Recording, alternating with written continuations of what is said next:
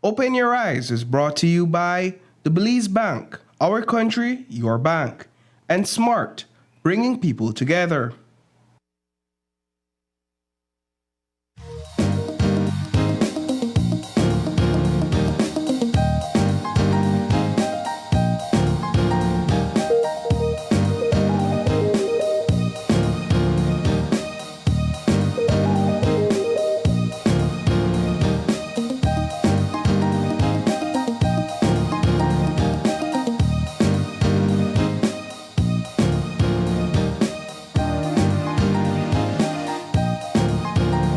Live from Channel 5 studio in Belize City, it's Open Your Eyes, Start Your Morning Right with your hosts, Sabrina Daly and Paul Lopez.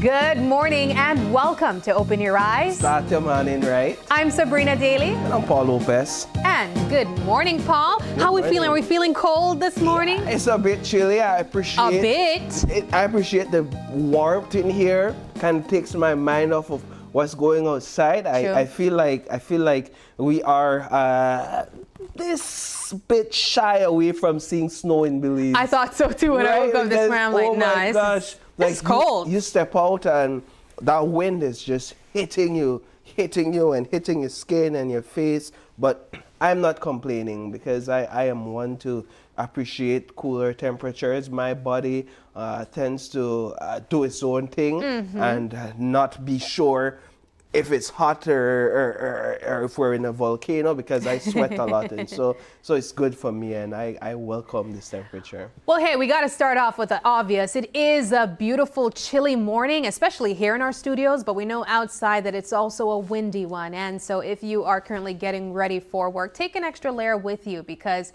it looks like we're going to be enjoying this cold front a little bit longer. But Paul, that aside, it is Thursday, and here at the studios we call it Friday Junior. Friday Junior. I was going to say Fun Friday, but it's not the end of the week yet. Yeah, I know we are all longing for the week to come to an end. It's been an interesting month, though, because I've heard a lot of people say that the month, interestingly, has been flying by pretty quickly, right? For January, feel that way. It only felt like 2 years versus the normal 6 years that it would feel like. I remember a couple of weeks back, actually last week, reaching the middle of January, and then looking at the calendar and realized we have 3 more weeks to go. And I said, wait, we're at January mid and we have 3 more weeks. 3 more. It's crazy, right? But that's what it is for January's most of the time. But what we're going to do right now, Sabrina, is we're going to get into our What's Buzzing conversations for this morning. Quite a couple of topics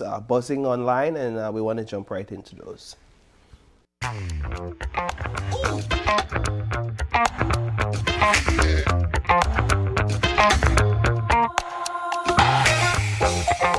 So this is one that we have been talking about for quite some time, and I have to say the day is finally here. This is the day when we will finally get an opportunity to see the new currencies. Yes. Right? That face of the money. The redesigned currencies. It's no longer Queen Elizabeth. It's George Price, the Right Honorable George Price, and Philip Goldson. So you can no longer tell your friends or tell a family, I can't get Queen Elizabeth them, man. You have to be like, I can't get George Price them, my bread. Yeah. Can't get one of them. Give me 2 Goldsons. Give me 2 Goldsons, right? And so the Central Bank of Belize is scheduled to unveil the new designs this afternoon at 3 p.m. At an event that the media has been invited to. Now, I have to just make mention of the fact that while the notes are being unveiled today, the new designs, they are not going to be in circulation until later on in the year. Okay. I'm not going to say exactly when because I can't recall, but it's somewhere by the middle of the year, if not in the third quarter, right? Because there's an entire process printing money and getting it circulated. And so what we're seeing on the screen is basically how the currencies have transitioned in their designs here in Belize.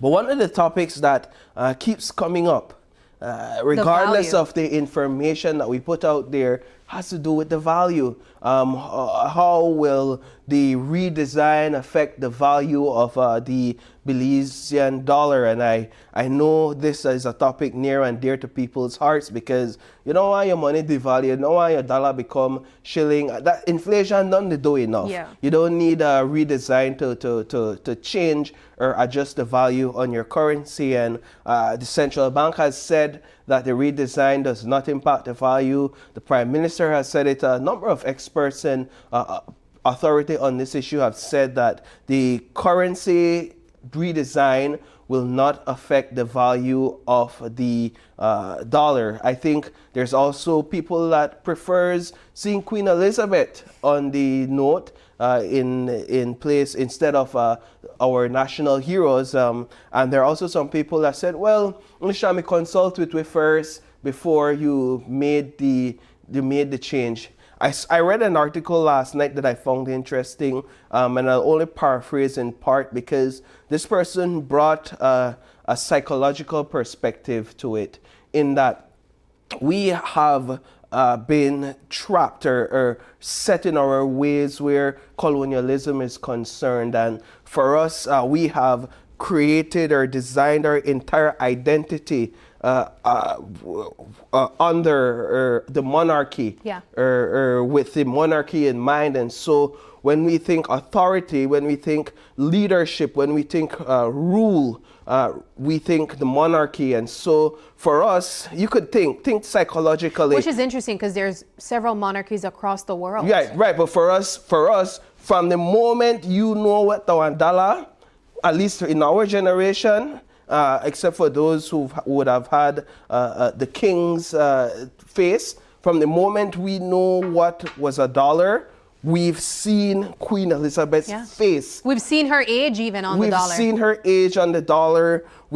So then you get to the paper notes. We've seen Queen Elizabeth's face. And so that has somewhat shaped for us culturally, nationally, our identity and what authority is. Queen Elizabeth on the money.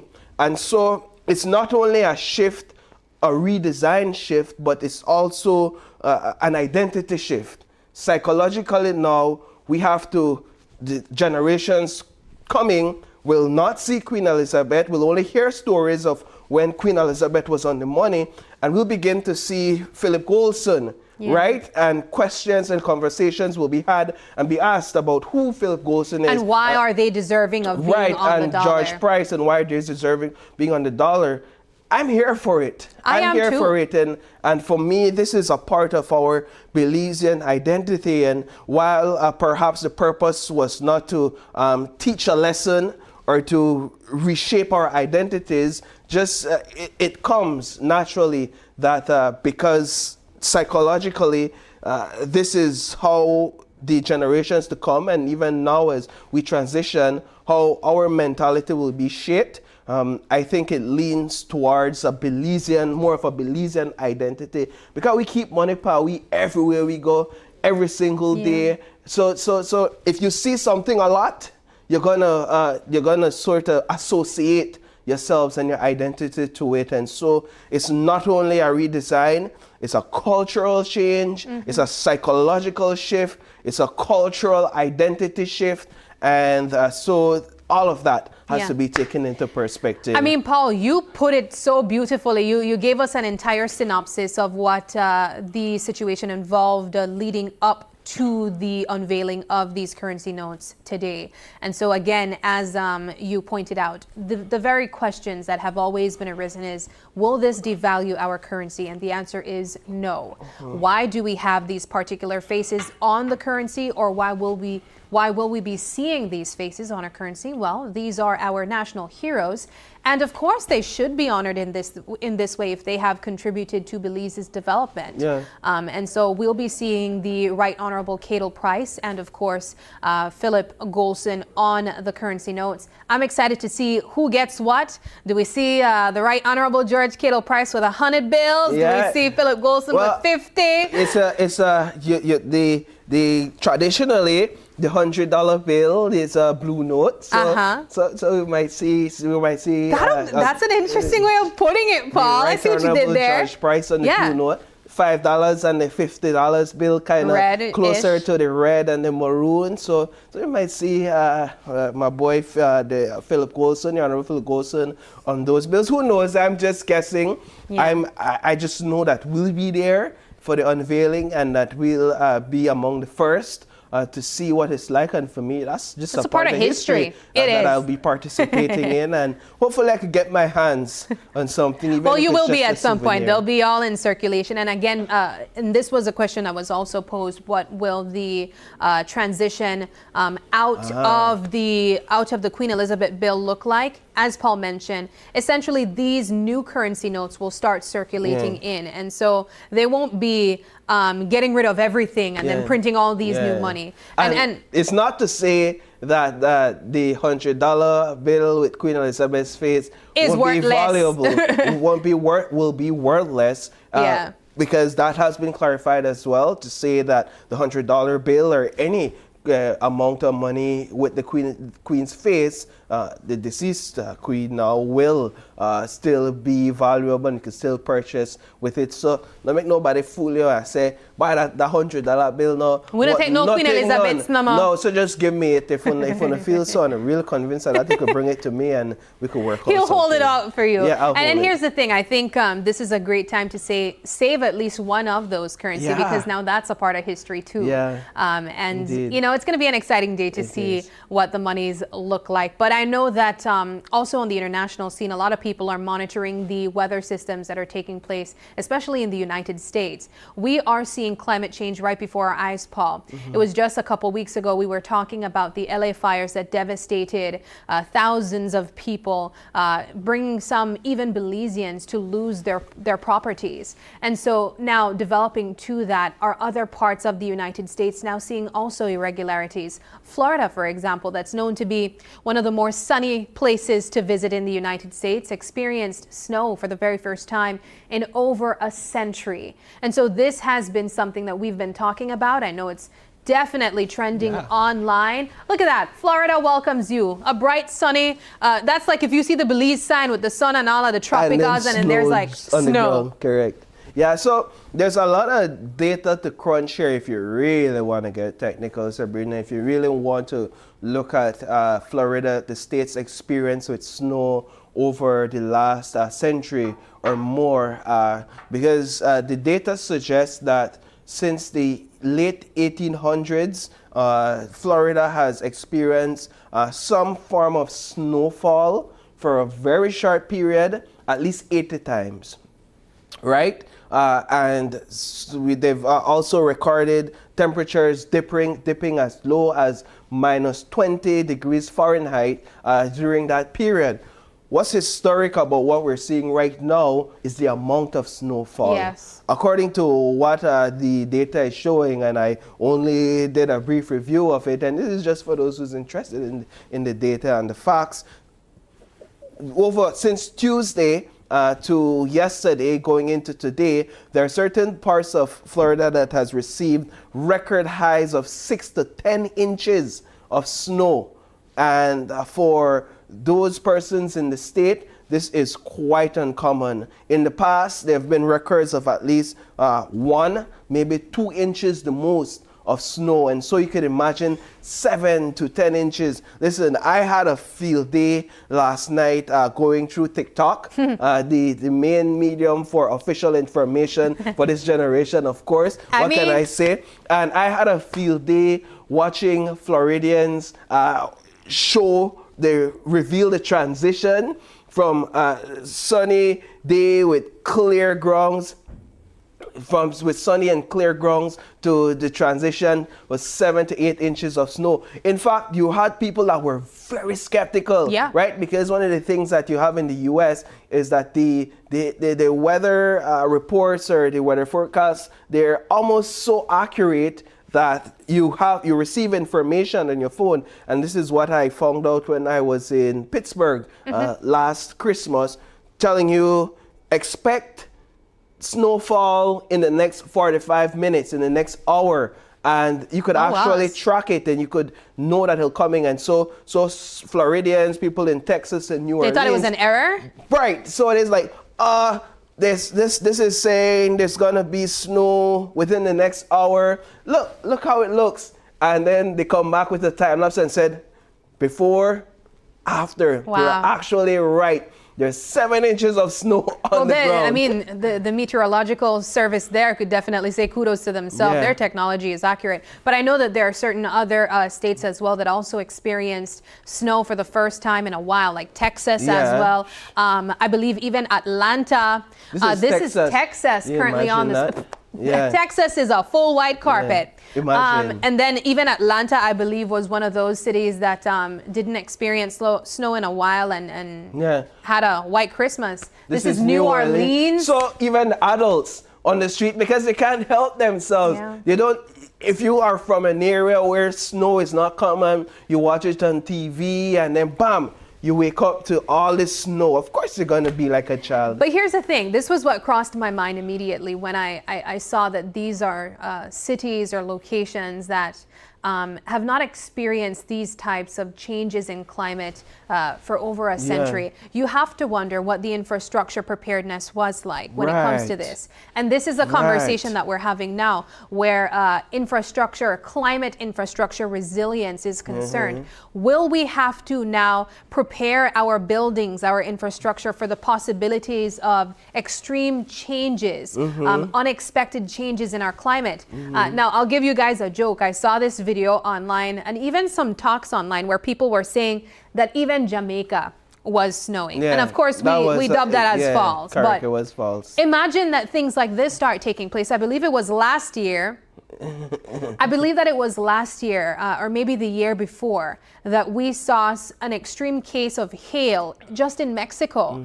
Do you remember that, Paul, where it almost looked like snow, but there was so much hail that people were walking through with their big sweaters on, almost like it was snow. And this is something that we may just have to expect very soon. Hail can damage your vehicles. You know, these are big, large chunks of ice. And so in other cases, when I think of Florida, that's known to be warm and sunny, are their infrastructures prepared for the possibility of having these type of changes, their heating system, their water system?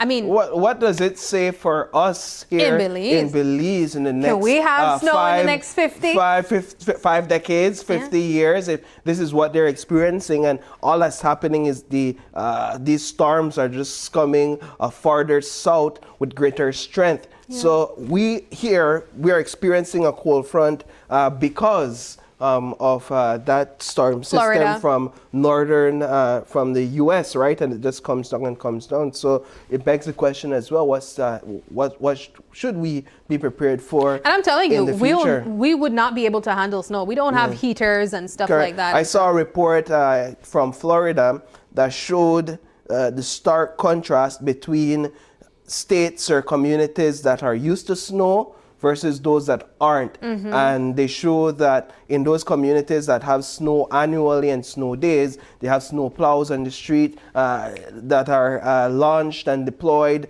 within a day's time.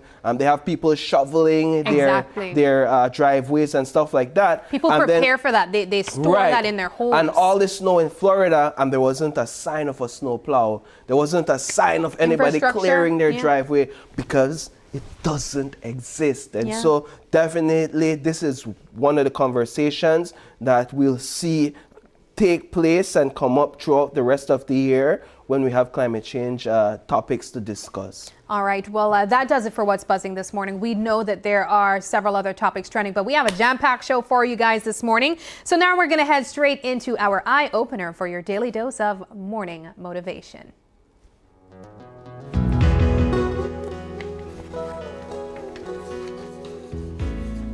And it goes like, we can also benefit from times of constriction and difficulty to help us grow and learn.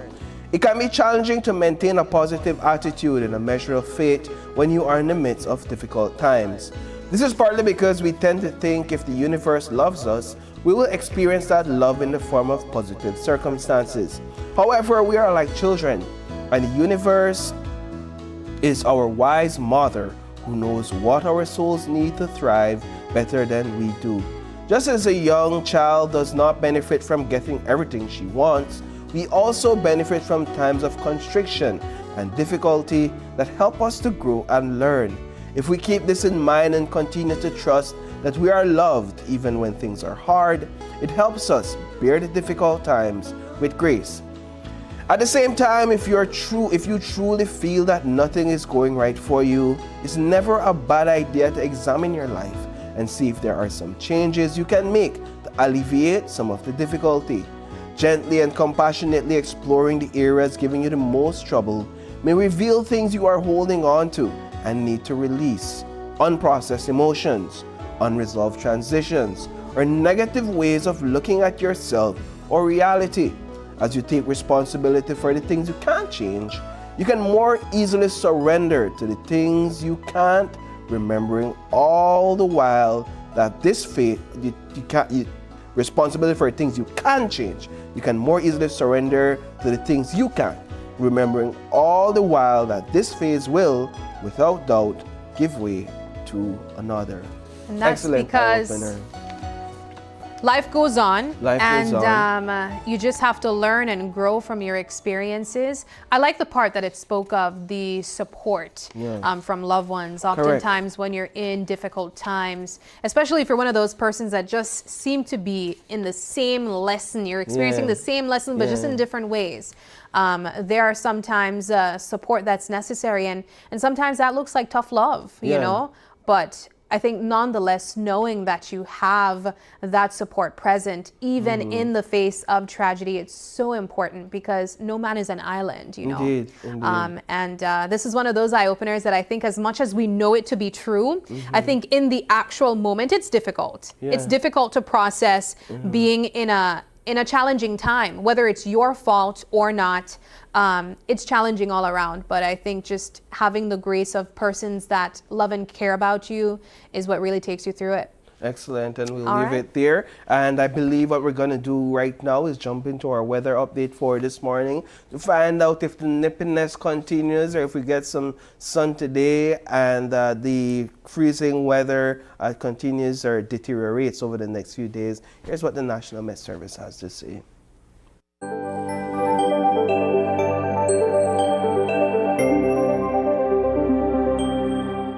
Good morning. A gusty northwesterly airflow is affecting the weather and will support mostly cloudy skies today and tonight. A few showers or periods of rain will affect mainly coastal areas this morning and tonight and inland areas this afternoon. In the outlook for Friday and Friday night, showers and rain will increase and affect most areas of the country. Winds today will blow from the west and northwest at 10 to 20 knots with occasional higher gusts. Moderate seas will become rough at times and a small craft caution remains in effect. High tides 5:57 this morning and another at 4:38 this evening. Low tides follow at 10:21 this morning and 12:58 tomorrow morning. Temperatures this afternoon will peak at 68 Fahrenheit up in the Maya Mountains, 72 along the coast and 76 inland. The moon will set at 12:34 this afternoon and sunset is at 5:43 this evening. In the sargassum forecast, there is a small chance that a few sargassum mats could affect coastal destinations. However, impacts are expected to remain minimal. And that's the latest from the Belize Weather Bureau. Do have a pleasant day. All right, there you have it, your weather update from the folks at the Met Service. Moving now into our show lineup, and as we said, we have a jam-packed show for you this morning. Starting things off in our first conversation, Itz'at STEAM Academy will be sharing how your child can be a part of their incredible programs for the upcoming school year. And then in our second conversation, we'll be hearing about the new projects being supported by the Belize Fund, grants and how they are working towards a sustainable future. In our third conversation, My Refuge Christian Ministries will be calling for supporters for the Belize Gospel Expo. Have you guys, I mean, this isn't the first time they've had their expo, right? Yeah. And I know that's a huge thing. Correct. And so that's coming up this year for Exodus 2025. We'll be talking about that as well. And then our final segment, we'll be joined by Belizean musicians sharing the meaningful impact behind their music all around the world. All right. Well, we got to take a quick break, but when we come back, a lot of conversations continue. But first off, we'll be joined by our friends from Itz'at STEAM Academy, and we'll be learning why your kid should be signing up this year. Stay with us. We'll be right back.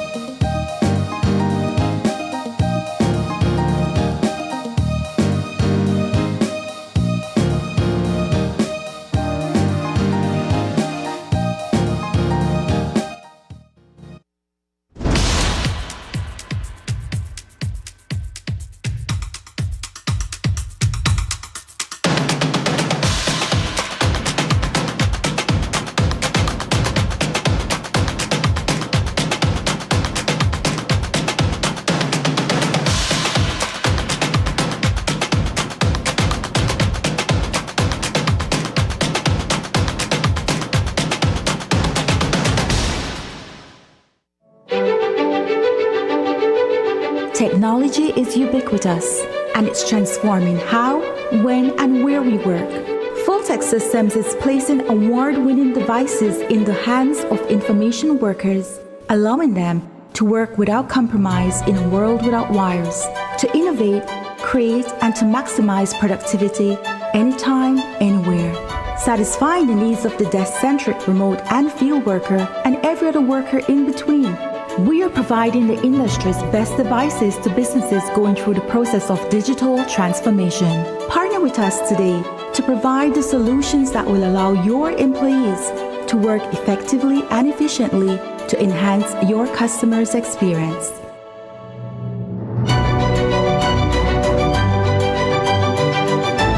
Full-Tech Systems, your technology center, where you'll come for the price but stay for the service.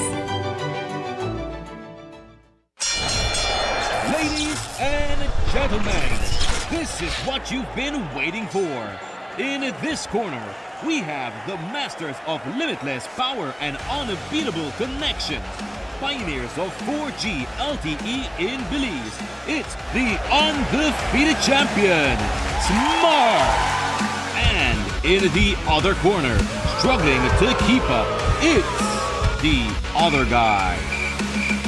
Fight!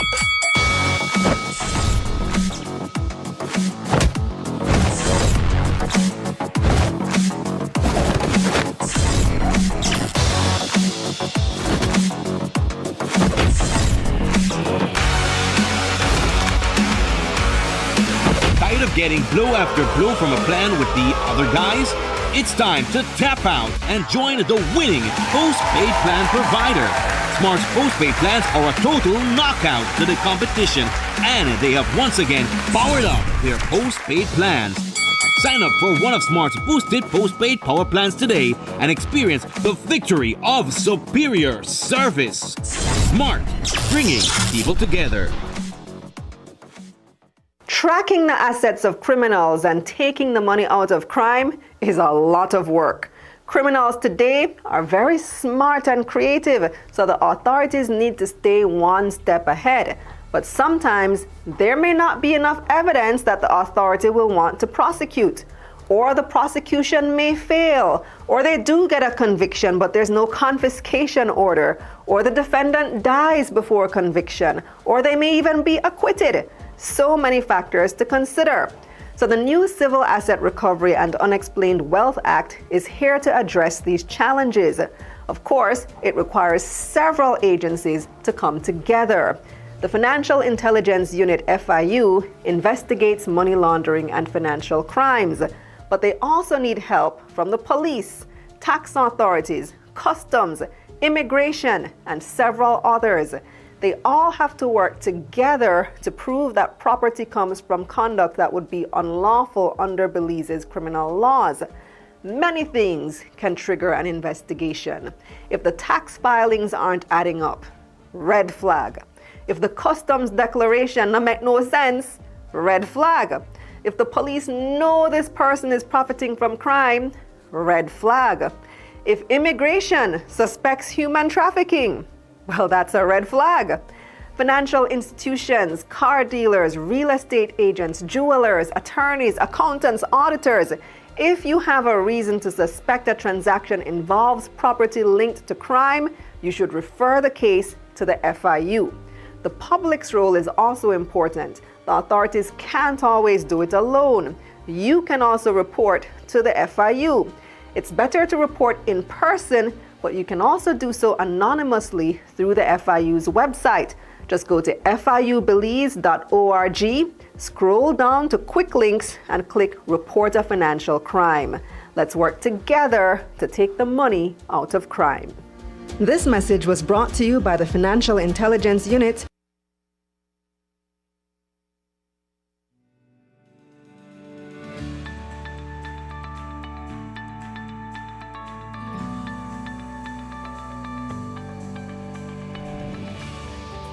My name is Berlin Augustus Smith. The type of pension that I'm receiving is invalidity pension from Social Security due to incapacitation or chronic osteoarthritis, whereby I received tremendous malfunction of the lumbar of my back or the spine, and that rendered me incapable of working. I was basically paralyzed from waist down. I've been receiving Social Security benefits or pension from mid-2019. As I was the breadwinner, it helped me meet the necessary financial strain that my family was under. If that wasn't in place, I do not know how I would be at this present moment. I believe that I would be in much more stressful condition, and if that would have even rendered me a little bit harder to cope with the restoration or the healing part in trying to come back as best as I can. Paying Social Security benefit, it has helped me cope with the financial strain that life demands. We don't know how we're going to stand or what's going to happen to us in the future. So it's always good to have a structure like that in place whereby they can help you.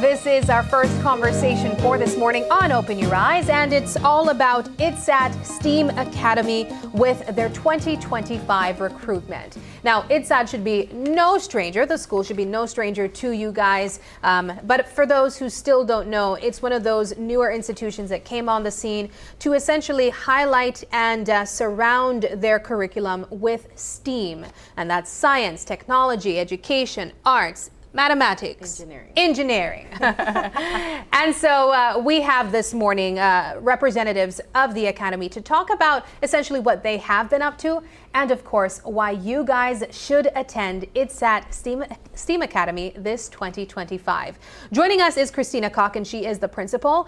Also with her is Chahim Kahul, and she's a Belizean Studies and Sustainable Development Projects KLA instructor. And in the middle we have Alejandro Morales, and he's a first form student. And guys, I have to tell you, we spoke to him this morning. We literally just asked what was on the table, and he went into an entire pitch about, you know, what this is and what it does and all of that. But guys, thank you so much for joining us, and welcome. Thank you for having us.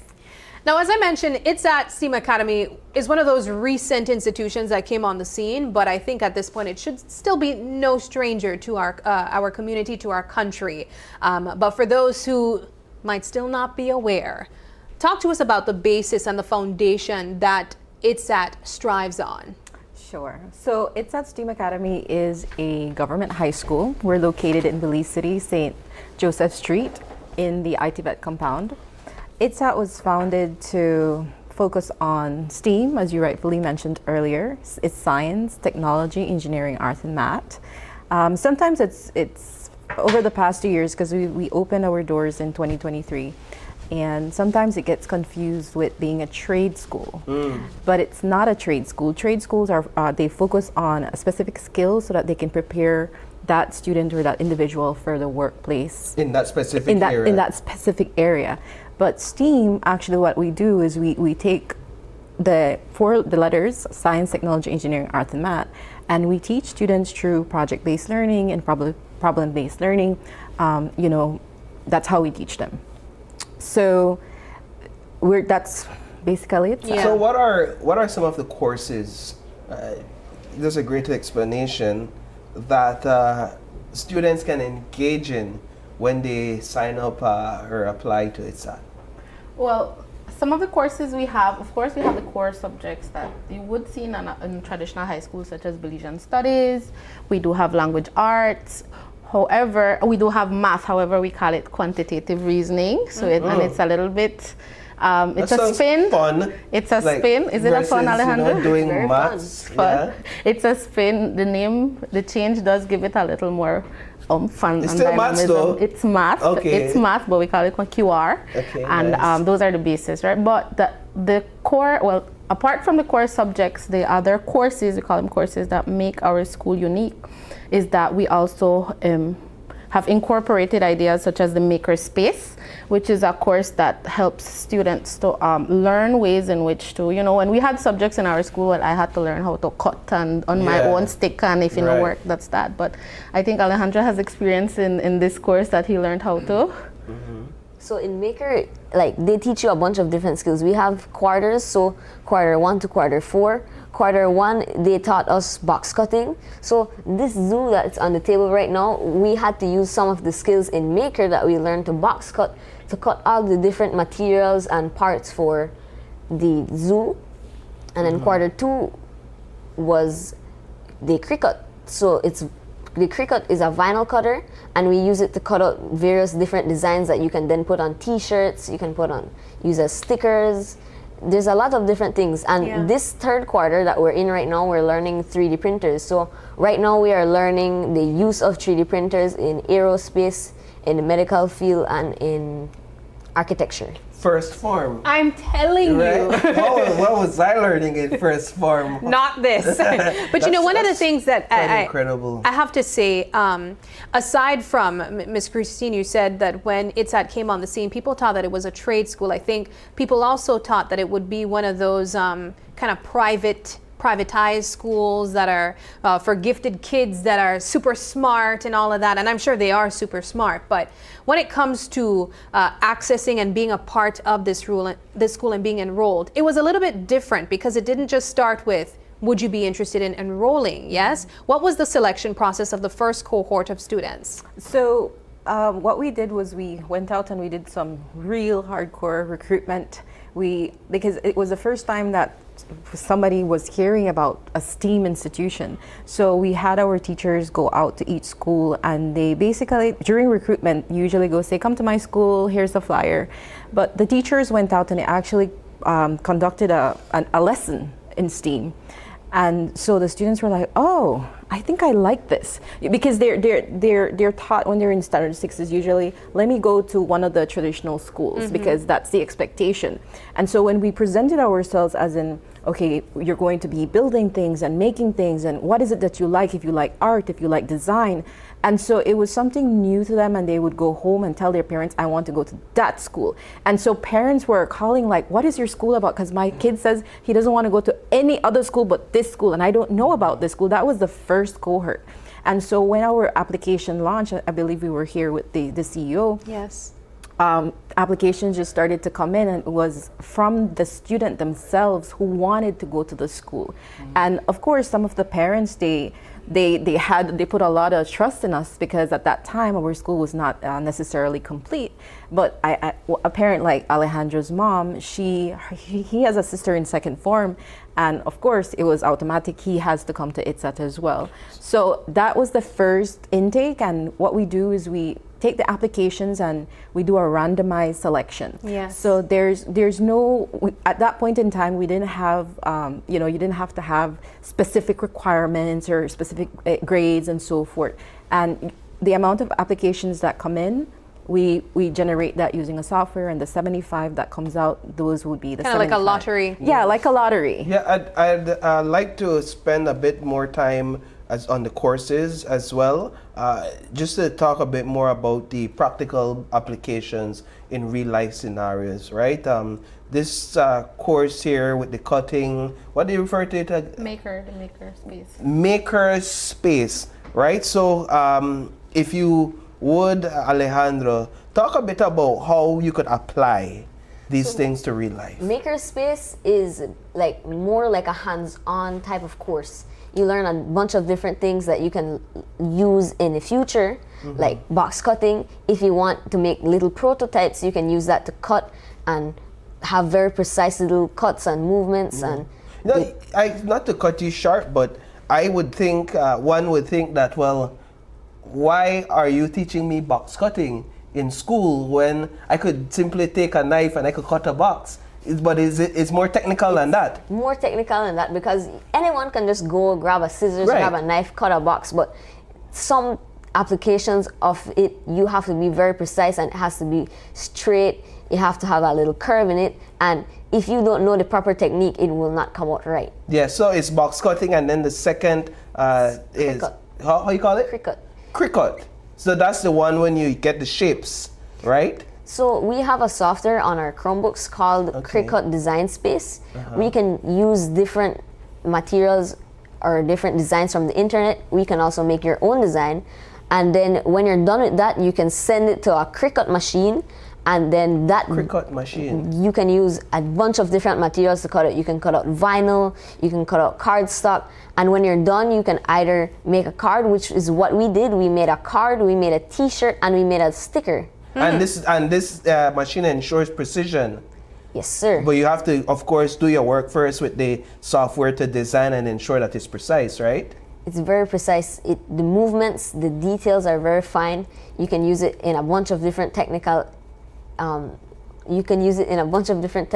Applications. Now, you also talked about a 3D machine, a 3D printer. 3D printer. Before going to Itz'at, were you ever exposed to a 3D printer? Had you ever used one? I knew a little bit, but like Itz'at really taught me like the basics, the fundamentals. I knew about a software called Tinkercad. I used it before, but we are using it right now, and it really helped me to learn the different little features that we have. How do you feel about this type of learning compared to like the traditional school setting? When I first heard about Itz'at, like when my sister went to Itz'at, I was digging a little deeper into the school, and I was like, this is a really nice school, because compared to the different traditional schools, they just teach you math and English and all those different traditional subjects. Itz'at prepares you for the future. All the different subjects that come together, you can use them in different subjects, like SDP. So all of them come together at the end. If you want to take a specific course like fine arts, digital arts, or you want to become an English major, language arts, you can use those subjects to help you out in the future. Wow. You know, I just have to point out the fact that, ladies, you didn't need to come. I was just going to say, give this young man the job. You didn't need to be here. But, I mean, that's so amazing to show on its own, just the way that he is able to articulate and explain what is taking place at his school and how involved and understanding he is of the process in his classes. This is a first form student, which means you're roughly around 12, 13 years old. 14 years old. 13 years old. A young man, and he's explaining things that I have no idea about. I'm just listening, like I understand, right? I mean, you are obviously so intrigued by it, and I get it. You know, I get it. I remember when I visited Itz'at, I think it was last year, and I was so consumed by how advanced these kids were and how young they were, and watching this institution grow. I mean, at that point, I don't think that you had a fourth year. You didn't have fourth year students as yet. No. Where are we right now? We're at third form now? No. We have second formers. Okay. And then we have our first formers. This is going to be our third intake of first formers. So you're going to a third form now? Right. So the second formers are going to move to now. Tell me, you mentioned some courses I was going to add back to what Alejandro just mentioned. Yes, go right ahead. And he's quite right that all the courses try to come together. And another one of the unique courses that we have at Itz'at is called SDP, which is Sustainable Development Projects. And this course is based on informing students and actually enlightening them to the SDGs. Wow. And what happens is students try to find mitigation efforts in order to try to address some of these climate issues. So real life application would be that students would get to learn, delve into it, and they could also use the other subjects like from the maker, skills from the maker to create prototypes. So prototypes are like the models, the mini versions. And they also use the language skills, they use Belizean studies, because we try to also ensure, well, sometimes it's hard to bring ideas home, but we also try to let them say, okay, these are global issues. You focus on the SDGs, however, they still affect us. It's climate change, it's climate action. And so try to bring those solutions to how we can apply it in our own backyard. Belizean studies would come into play there. They would have to brainstorm themselves to come up with solutions, right? Which would mean that you have to ensure that they have a good grasp of what the issue is. Yes, definitely. So we do a concept introduction to the issue, and we also do brainstorming and concept development. And that's part of the design thinking process in SDP, which we call the puzzle pieces. And SDP is a unique course as well in that it's not, okay, you get a quiz, you get a test, or you get all these things. The entire course is focused on the student trying to grasp the issue, and it's process over product. So yes, we want you to have a very unique and innovative project, but we also want it to be something that's intentional and that you actually, you're gaining the knowledge and you're actually wanting to make a difference. So it takes a process, and it's an entire quarter, which would be, last year it was 8 weeks. This year we do cycles now, so it would be like 6 to 8 cycles, depending. So it takes an entire process. That's for first year. They have 4 quarters, 4 different projects. The stakes are lower in first form. They're learning, they're playing, they're learning to cut. While in second form, the projects are per semester. So now it's 2 quarters. The first quarter is designing, purely designing, thinking, brainstorming, researching, precedent analysis, which means look at what's already out there. You can be inspired. It doesn't mean you're going to copy the entire idea, but you can be inspired and also see what has been out there, so you can either add or innovate, create something from scratch and see how else you can spark out. The second quarter to that semester would be building, creating, bringing that prototype to actual life. So I'll be honest, it is a challenge because it's the first, and sometimes it's like, but I think it's a nice thing that we're actually trying to do, and students are looking at students actually creating something, gives you that little oomph that, okay, I'm doing something, okay. Correct. What I think is important about the process and the approach you all take is that in the real world, people who find solutions and create inventions, they go through periods of trial and errors. They go through periods of failure per se, but that failure or that error does not stop them from continuing the process until they find a solution, versus traditionally where if you err or if you fail, it's almost as if it's over for you and it's hopeless. You can't do this, you can't find a solution, think of something else. And is that the mindset? Definitely.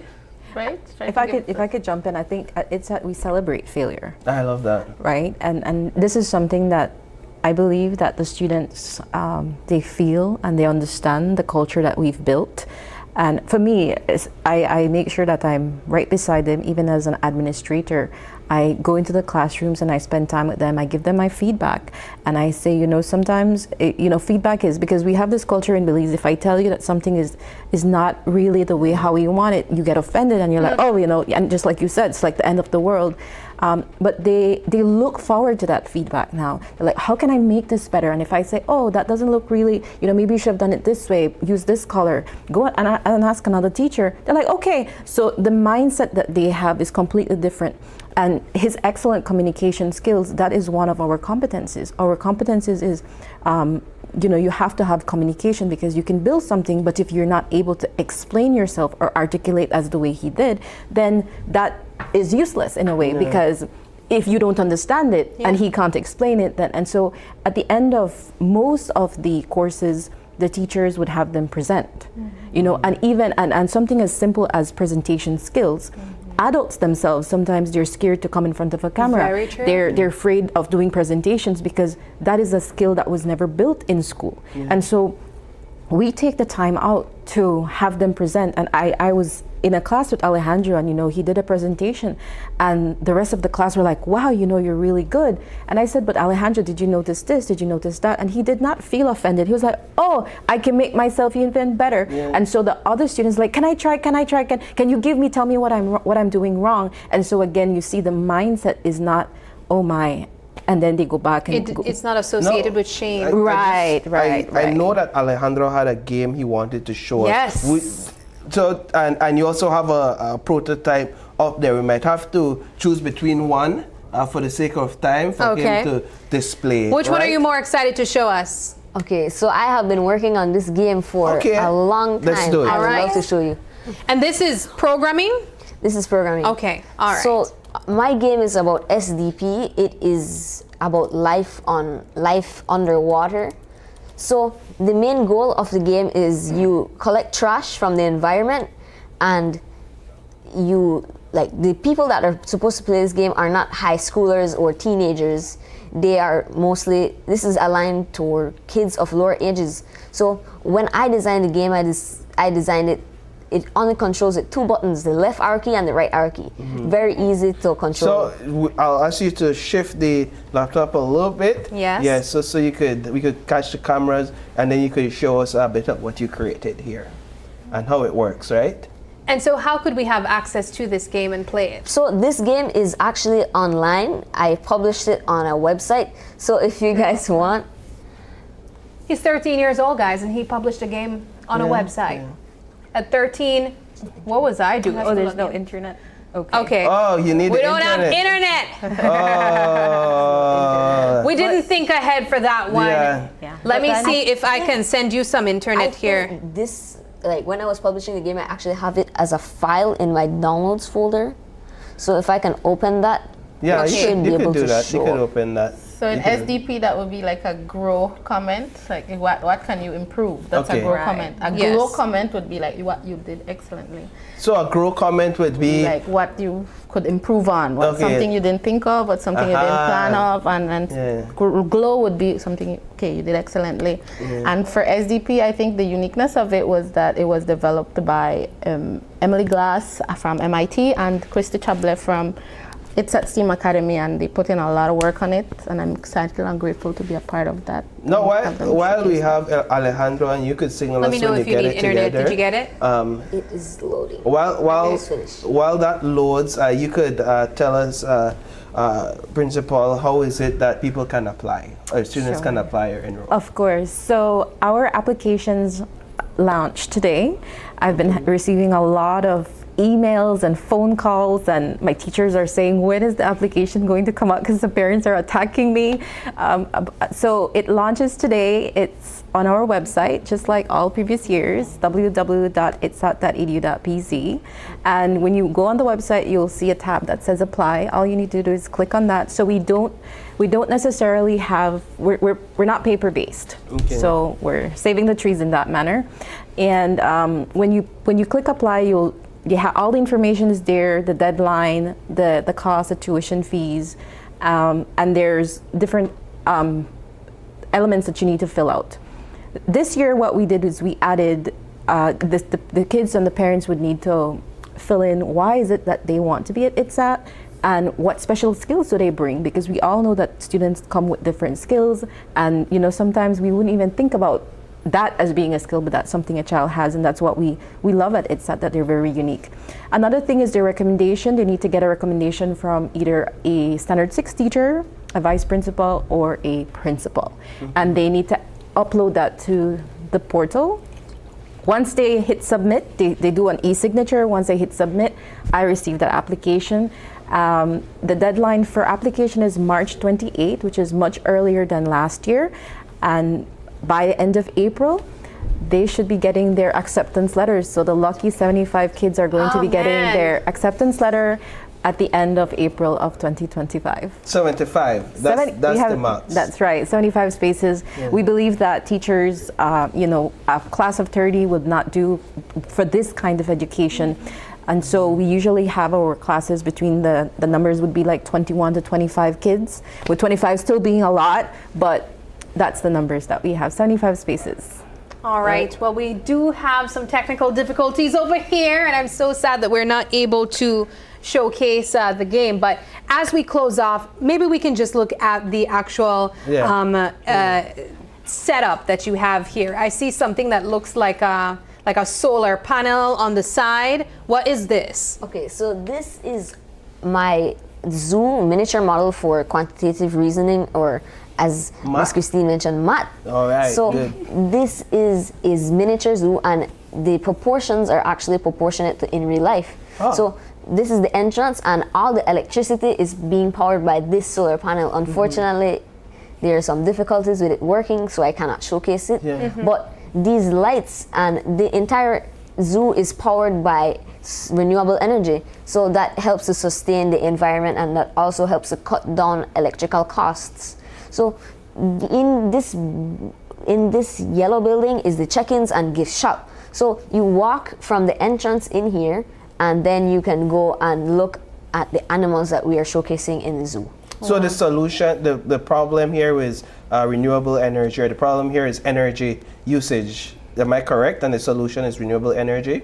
Yes. For this, I decided why, instead of spending money on energy from a source that is not renewable, that will not help the environment, that is using fossil fuels, instead just spend money on a one-time cost, which is a solar panel, and then you save money as well as you create environment for a better future. This is just inspiring. I wish that I could go back in time and attend Itz'at. I want to enroll and be one of those 7. I know, right? It sounds like every day is an opportunity to gain new experiences. I see so many job opportunities, employment opportunities for these kids here as well. They could literally be their own entrepreneurs, or they can contribute to another business so efficiently and effectively based on what they're learning there. And so a huge congratulations to you and the guys and the job that you're doing. And we wish you guys all the best. Thank you. Thank you. All right, we take a quick break, but when we come back, we'll be joined by representatives of the Belize Fund talking to us about Belizean projects through the sustainable funding. Stay with us. We'll be right back.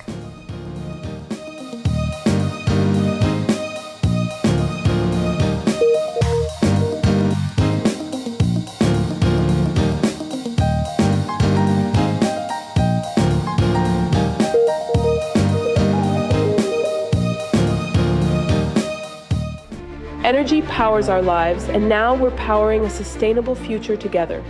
This January 27th and February 3rd at 7:30 p.m., tune into the Energy Exchange Show, your guide to understanding Belize's journey towards sustainable energy. From solar power to electric mobility, learn how we're creating real solutions for everyday Belizeans. With topics like e-mobility and licensing regime, this show is designed to answer your questions about Belize's energy transition. Join us to see how we can all play a role in building a brighter, cleaner Belize.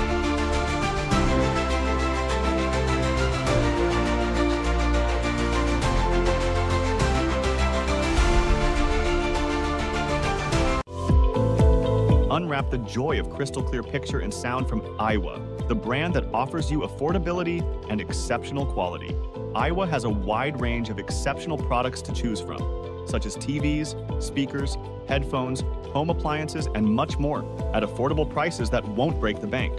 Enhance your audio-visual entertainment experience with Iowa, and for your convenience, parts are readily available in country for hassle-free maintenance. You can find Iowa products at your local electronics store countrywide. Choose Iowa, the best in home entertainment and household appliances. Ladies and gentlemen, this is what you've been waiting for. In this corner, we have the masters of limitless power and unbeatable connection. Pioneers of 4G LTE in Belize. It's the undefeated champion, Smart. And in the other corner, struggling to keep up, it's the other guy. Fight!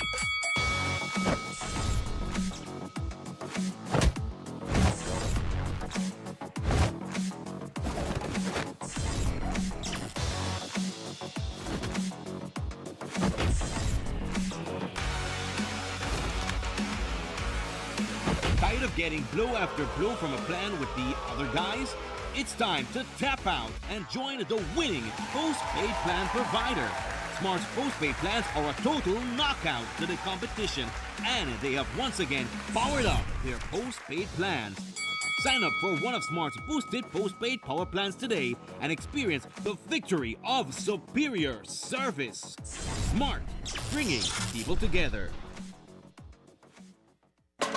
Coming up, these chefs and mixologists produce their creative best for their biggest party yet. This steel band has been making a difference for over 40 years. An island filled with beauty, a vibrant culture, and an iconic natural attraction. Now, where can this be? It's all next on this station. The streetlight implementation plan is to replace the high-pressured sodium lights, better known as HPS lights. These HPS lights will be replaced by the LED lights. Therefore, LED street lights advanced optics can fine-tune the distribution of lights, ensuring better coverage of the roads, roundabouts, parks, businesses, public area, homes, etc. The feedback have been great. We get positive feedback from the community when it comes to the improved brightness and light quality which LED provides by means of visibility and safety, especially at night. Before the LED lights was installed, it was kind of dark, you know. Most of the time you have to look and check. But with the LED lights now, you can see from far. I like it because it's a nice bright light, because the customer feel much safer to come to the shop. From the LED lights now that BL had put, it improved a lot. Well, the difference is that they look way far clear. Well, I must say thanks again to BL on this one, because actually our nice improvement also, it bring up the mahogany, because the mahogany is one of the active street in a Belize city, and also I live back at Gongolong, and when I come off work, it's just a bloom. Nice for me now. When I come home at night, I can see clearly. The main objective this year is basically to change out 16,000 HPS lights. So the street light replacement will occur at every respective zone. For example, Central, Belize District, North, Orange Walk, Corozal, West, Cayo District, South, Tancreek District, and Toledo District. We have started some years back with the street light replacement project, and the 16,000 will account for the 100% that we need to complete on the distribution system. Bringing you a brighter tomorrow.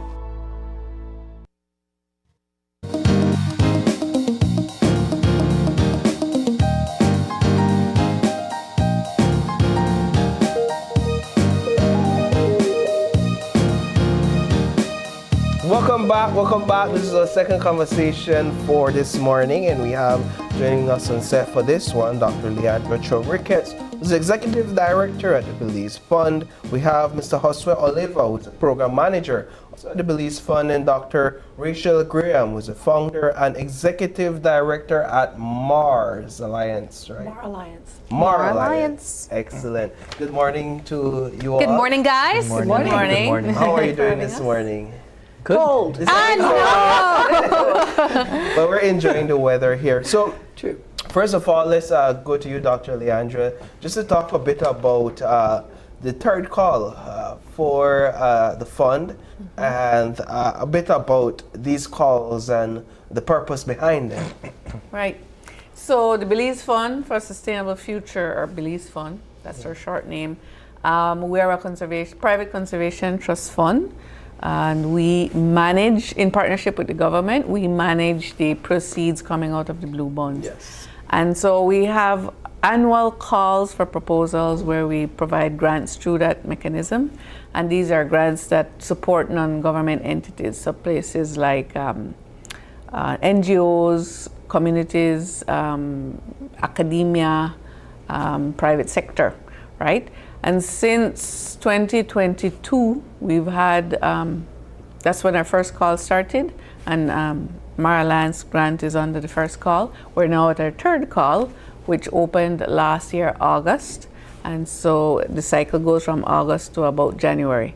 So we're in the process now of awarding and finalizing those agreements. And so we wanted to share the results of the call with you guys, with the public, and it touch on a new funding window that we introduced with this call that's focused all around communities. Well, let's do it then. Let's Yes. jump into the results, the call for the third call and that new funding opportunity. Yes, so this was an interesting call for us because as we go adapting, we try to make sure that we're fit for purpose. Yes. That it's not only large NGOs that are applying for funding, but also entities that are emerging, entities that are also stakeholders and users of our natural resources. So in this call, we received a total of 37 concepts, of which 17 were accepted and were allowed to proceed to developing a proposal. And the reason we do this is because imagine some of us sitting there reviewing roughly about 25 pages for 37 proposals. It takes a little while, and the budgets too. So we kind of shorten it. The concepts help us to understand what the project they want to do is, and based on that, we have a committee that reviews it, and they give them the go ahead, right? So out of the 37, 17 were accepted, and out of the 17, well, we can't fund everyone, although we would wish to, and that's a hope in the future. But for right now, 8 of them are approved, of which 3 of them are medium grants, which are grants that are between 50 to 150,000 Belize dollars, and 1 large grant which is above 150 to 800,000 Belize dollars. Wow. So it's 4 of them under that category, under those categories, and we have a special category that was open, which is the community grants.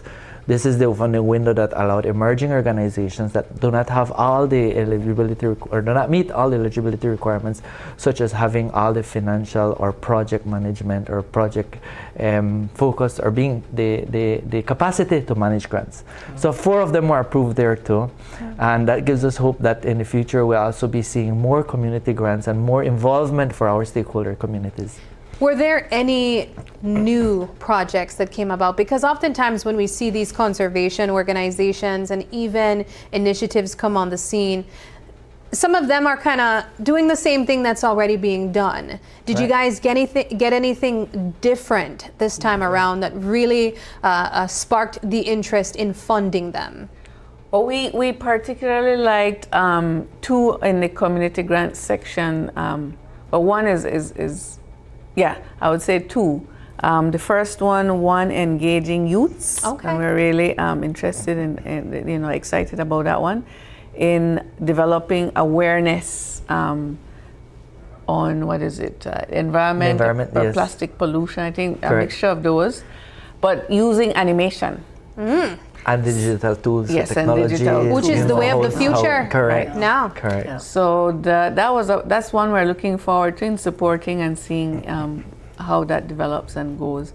And then we're happy that we're supporting actually a couple fishers associations, because fishers often have indicated they're not able to, they don't feel empowered and able to actively participate in fisheries management. So we're supporting 2 fishers associations in building capacity and helping them develop more sustainable approaches. Yeah, because it's all about a sustainable future at the end of the day, and we have joining us an organization that knows all too well about sustainability when it comes to our ocean spaces. Dr. Graham, let's talk a bit about how partnering with the Belize Fund in First Call has helped to advance the work that you all do. So it's a really wonderful opportunity actually to be here today, because there's a couple of reasons, actually 3 reasons. Yes. First of all, I'm so happy to be sitting on a couch with Leandra, because we were both the Oceana Ocean Heroes in the same year, co-awardees. Yes. And so we get to work together also in the space of marine conservation through the Belize Fund. And why it's super important to have this fund is that there are very few opportunities for funding for the type of work that we do. And there's another reason why this year is super important too, because it's the 25th anniversary of the Gladden Spit and Silk Keys Marine Reserve Declaration. Well, it's actually the Protected Areas Declaration in 2000 that I helped get protected through work that I started with a whole host of colleagues, friends of nature at the time, on whale sharks and fish spawning aggregations. So it all kind of comes full circle. It comes full circle, and this also speaks to what you said. There are a lot of folks who are doing kind of the same thing again and again, and you think, okay, innovation, could we have some of that? However, conservation is a marathon. It's not a sprint.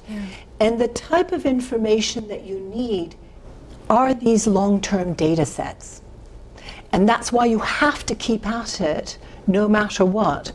And so for us to be able to come back and revisit what's going on in Gladden Spit, because it's had its ups and downs over the 25 years.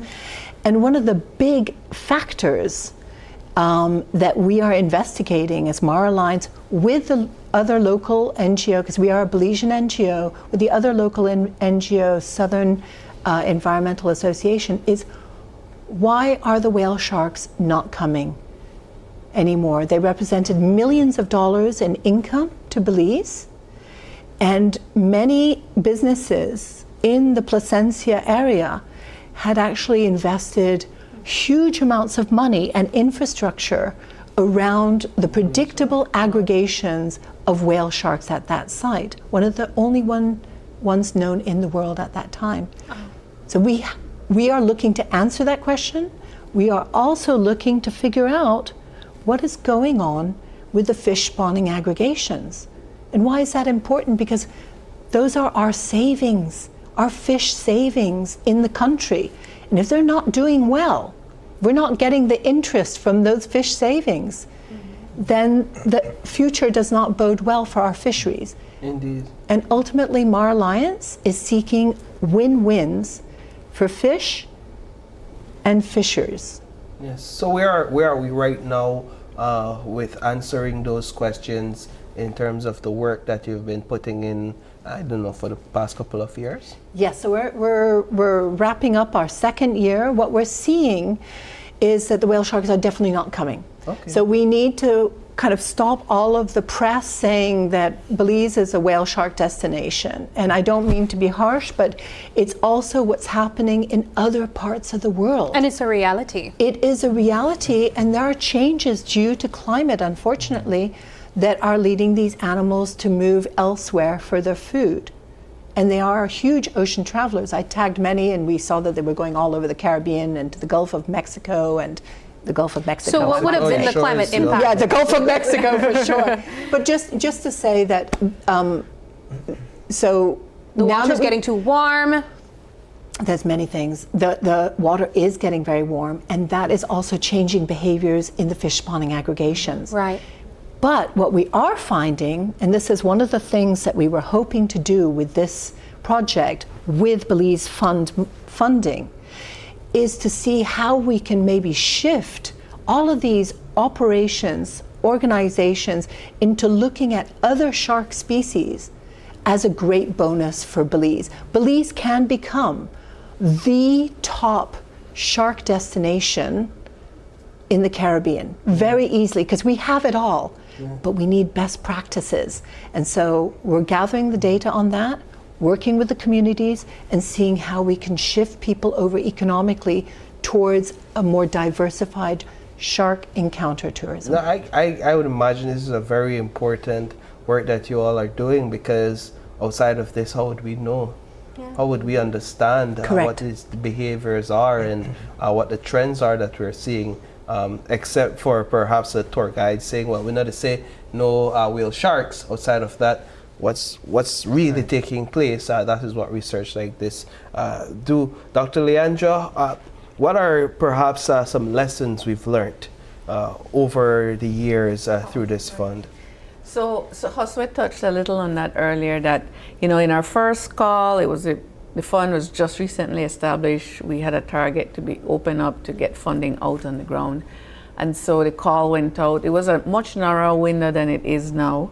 And applications that came in, the ones approved, and the whole call is competitive, right? As he said, we'll get multiple applications. We can't fund all, we wish we could. But we then select the best proposals that help, that align with the priorities of the fund and the objectives of the funding. And so for that first call, what came out clearly was all your big, well-established NGOs. And we had applications from like some fisher groups and community groups, but they didn't have the full capacity to access the funding. And so from that, we started looking to see how we could get them more involved. So we tried to reach out for second call and engage to pull in ideas. We got a few more. And so in our second call, we did approve a women's group, the Belize Women Seaweed Farmers Association. Yes. With them, they were already working. They had things in progress, so they had some capacity. But then again, we looked further to say it's still not enough. It's still not enough of being inclusive across stakeholders. And the gap was the community groups. And then we brainstormed within the team, with the board, and we decided to establish this community grants window, which is special opportunity for the smaller groups, the not so well established groups. And we give that assistance through provision of the financial and oversight, which Josue. Right. So the beautiful part about this is that they get to do what they want. Right? Communities get to do what they want. These emerging organizations get to do what they want, not limited by the financial aspects of having to do reporting. And that's one of the things that we're trying to adapt. And it's becoming something that we always say, and we try to ensure that we're not only saying it, but it's actionable. And that is more time implementing projects and less time reporting. Right? So, because reporting is important, don't get me wrong, but we need to put the work out there. So through this funding window, these organizations can do what they have asked us to do and what has been approved to do. We will be providing the framework and the support for the financial part of it. You want to do this? Okay, we will support you. You need to do the trainings, we will find the venue, we'll pay for the venue, the food and all that, but you still have to be at the forefront of it.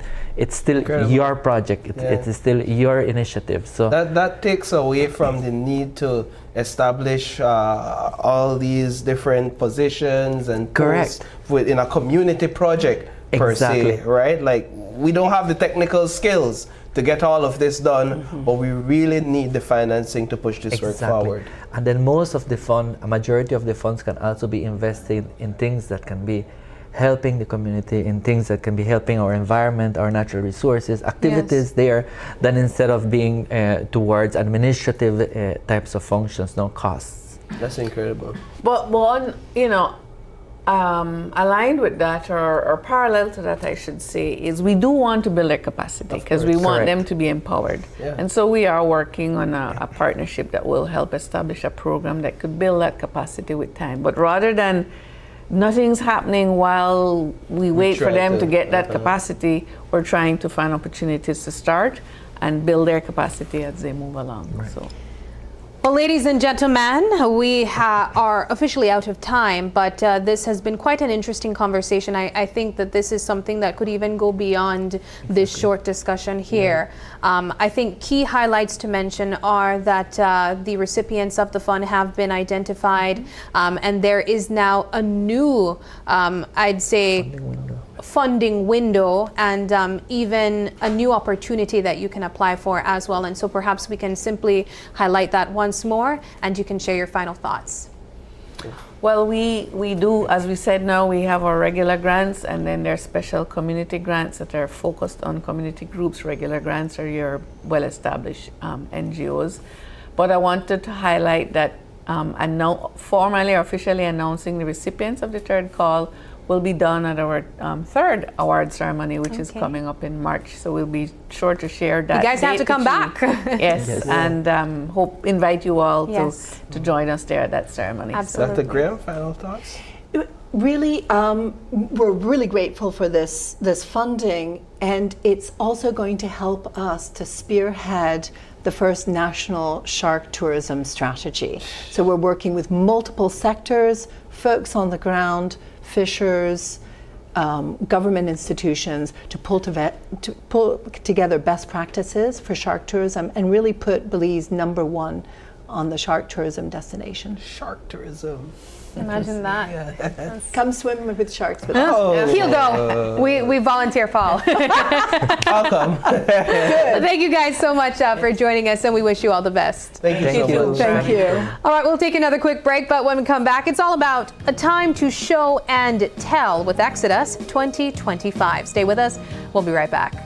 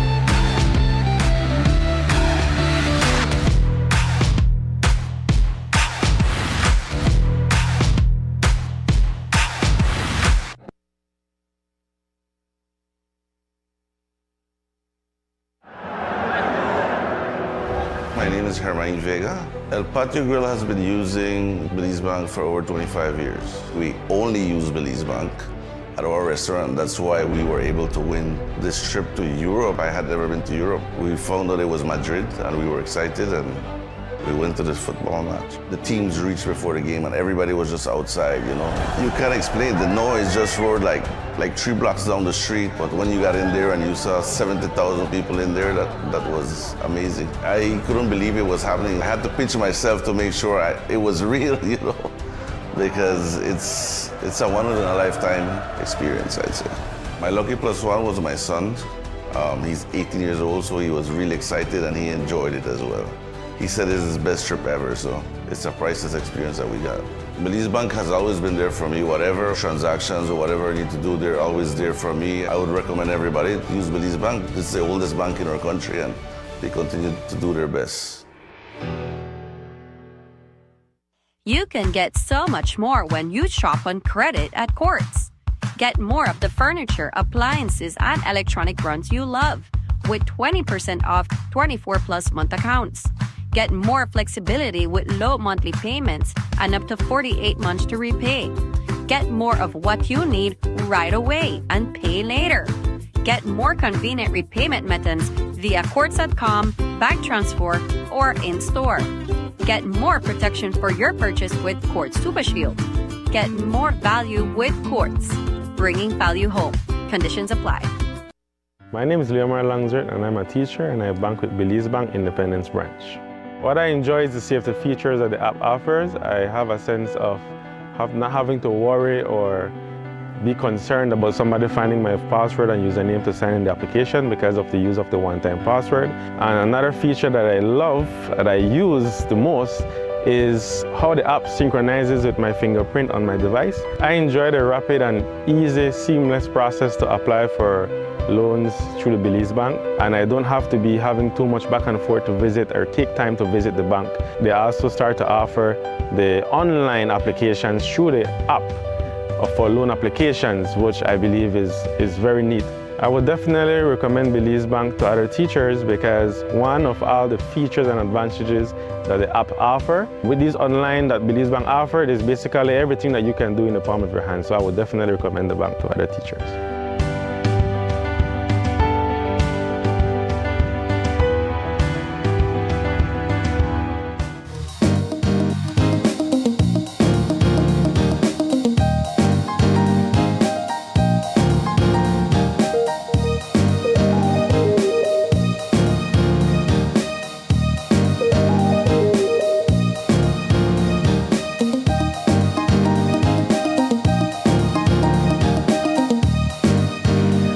To Open Your Eyes, we're jumping into our third conversation this morning, and it's all about several things taking place. Gospel Expo coming up, Exodus 2025 that has passed already, and several other initiatives under the Refuge Christian Ministries. We are joined this morning by Richard Smith, no stranger to Open Your Eyes, but also welcome to our new set, I guess.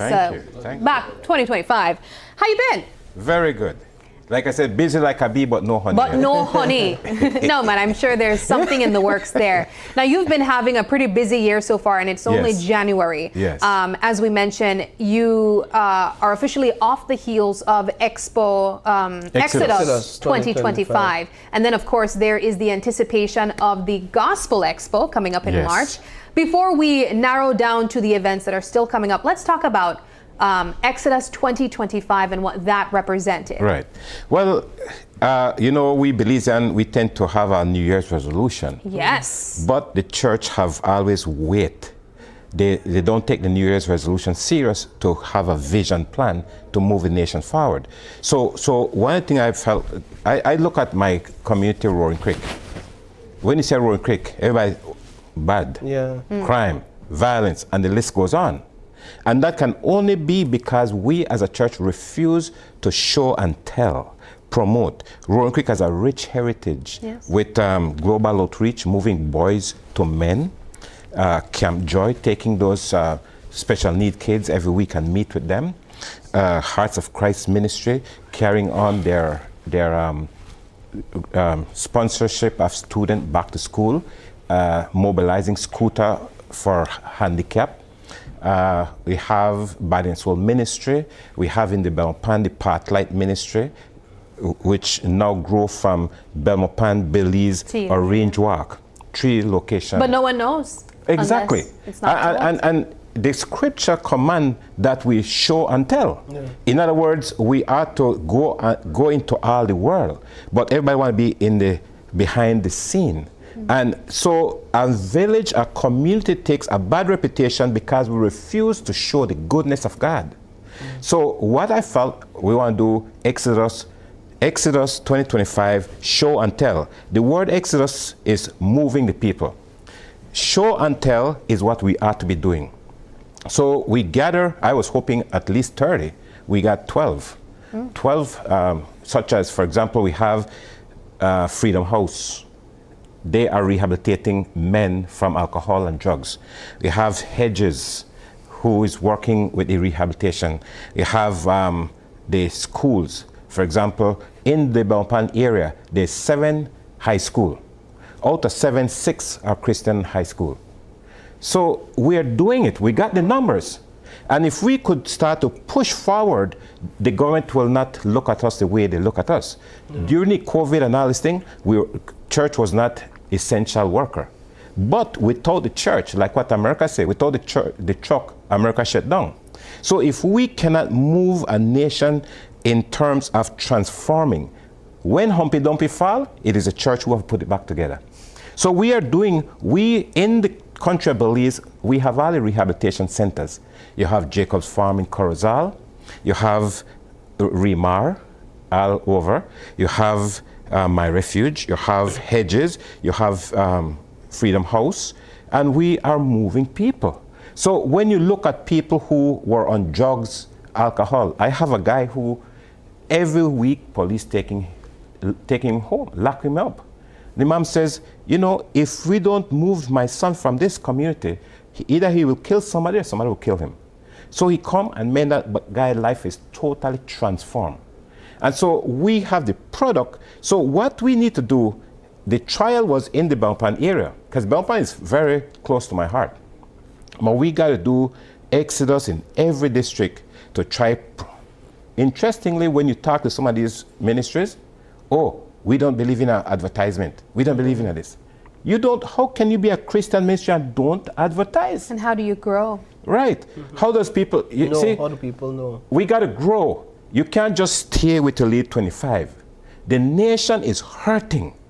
People need answer. And Jesus is the answer. Why do we not show and tell? One of the things I think about when I hear these 12 ministries, I think about the impact they're making and the important role they play in each of their own areas. My question, though, is how unified are organizations like these in their efforts, and would unification perhaps bring greater results if we say, all right, you specialize in this one area and I specialize in that one area, let's tag team and take this community together? Yeah.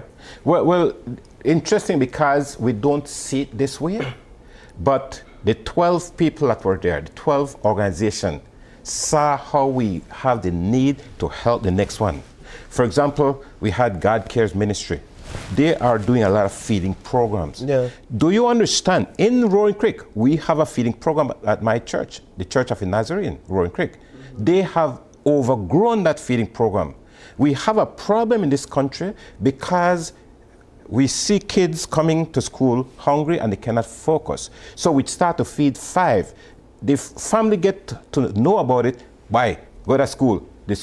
Go to school, the church will feed you.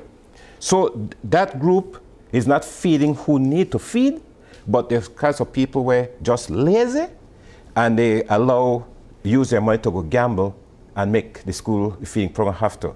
So all the feeding program within this country is overgrown because of that attitude, and we have not learned what is the solution to bridge the gap. So at this event, Exodus 2025, you basically brought these organizations together for somewhat of a expo per se, for them to display their services or their ministry to the public. Was this like at a location y'all did this? Judge Brown Field. You did at the Judge Brown Field. And what we were trying to do is to say, yesterday I got a call from a pastor.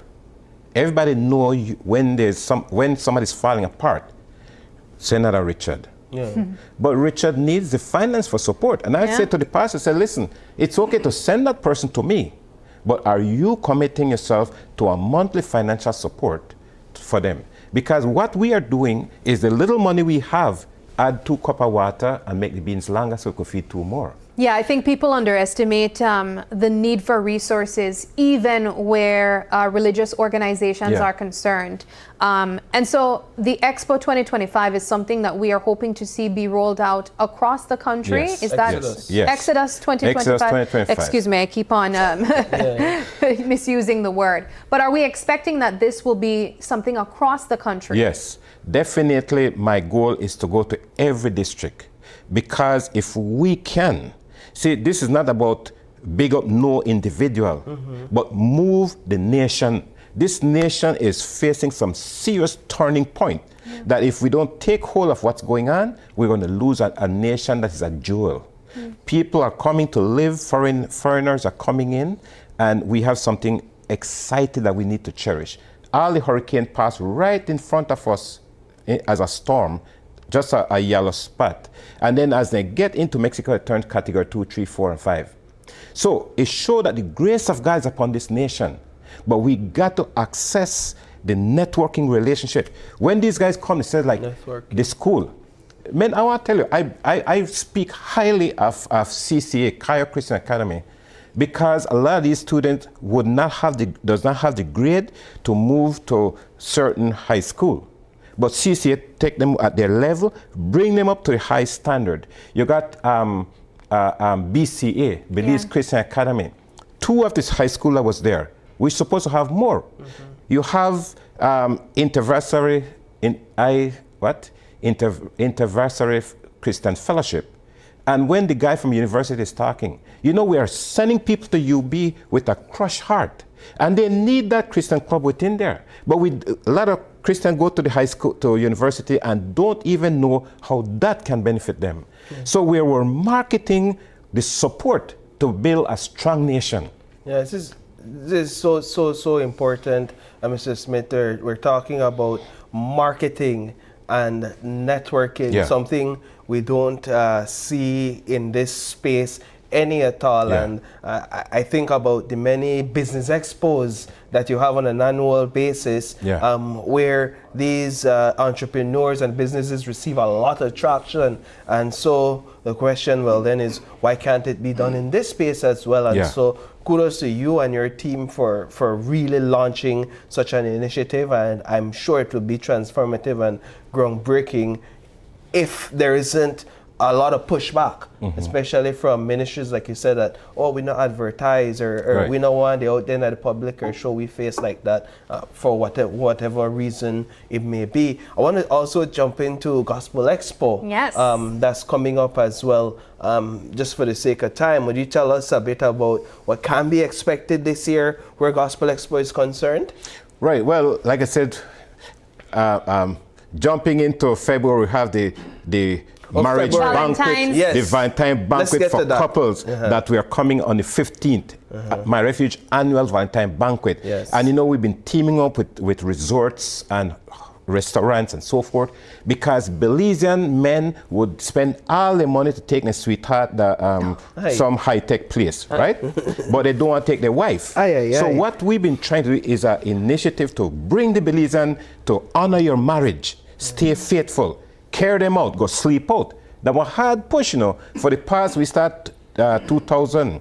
So we are the 25th year of pushing this thing.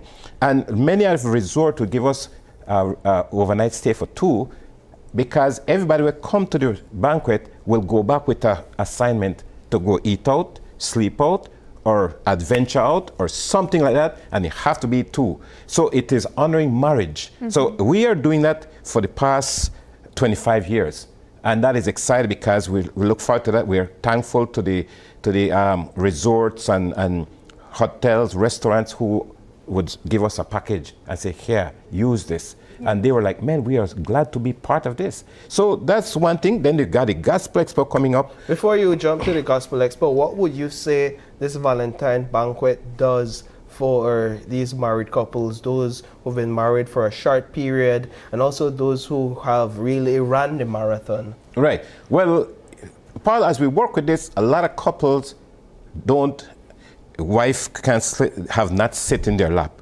We do some of these things, sit in a spouse lap. Who biggest at the bottom and the light one at the But sounds like fun exercises. It's a fun, I mean, people go back with tears because this have never done. They have never sit that close with their spouse. It have always been a business relationship. Now you come to relax, enjoy yourself. You are married. People come and says, well, I'm not a Christian. This is not for Christian. It's for married. Married. The Bible says marriage is honorable. And if we can transform marriage life in this country, everybody say, well, Facebook always says, is there any man where we don't have sweetheart? I could tell you, I don't got no sweetheart. I'm married for 31 years, going for 32. Because I chose to honor my marriage. And so what we need to look at is how do we build a foundation for this next generation. Yeah. Now, all right. So, Mr. Rich, let's get into the Gospel Expo. That's also coming up. So, another big event for that side of the country. But I know that for sure we have groups from Belize City and other parts of the country that also travels west for this event. This year we're bringing Eddie Niblet from Jamaica. Nice. And what we're doing this year, we also have some key musician from Sharon Gardner, bass player, keyboard player, will be coming to do what they call, we always call it behind the scene. We could meet with these artists, learn skills from them. The challenge we have with our Belizean musician, if they can't be before the artist, or if they don't want to be performing at all, because they don't understand the publicity. When you go tell a man, I play with a Sharon Gardner concert, I play with a Eddie Niblet. So this year, we are moving forward. Lots of international artists is asking us to bring them in. We were going to bring Gadi Gadi. Gadi Gadi was ready to come. But one of the challenges we face is their international tickets are so expensive. To fly from Jamaica, you're looking at $1,000 US per person. Yep. They want to come with 3. We're looking at Junior Tucker. Junior Tucker was ready to come as well. So Eddie Niblet is working with us. So we have a pressure that is on us that if you don't bring international artists, we ain't coming. So then the Belizean artists look at it, well, if you pay international artists, why not pay me?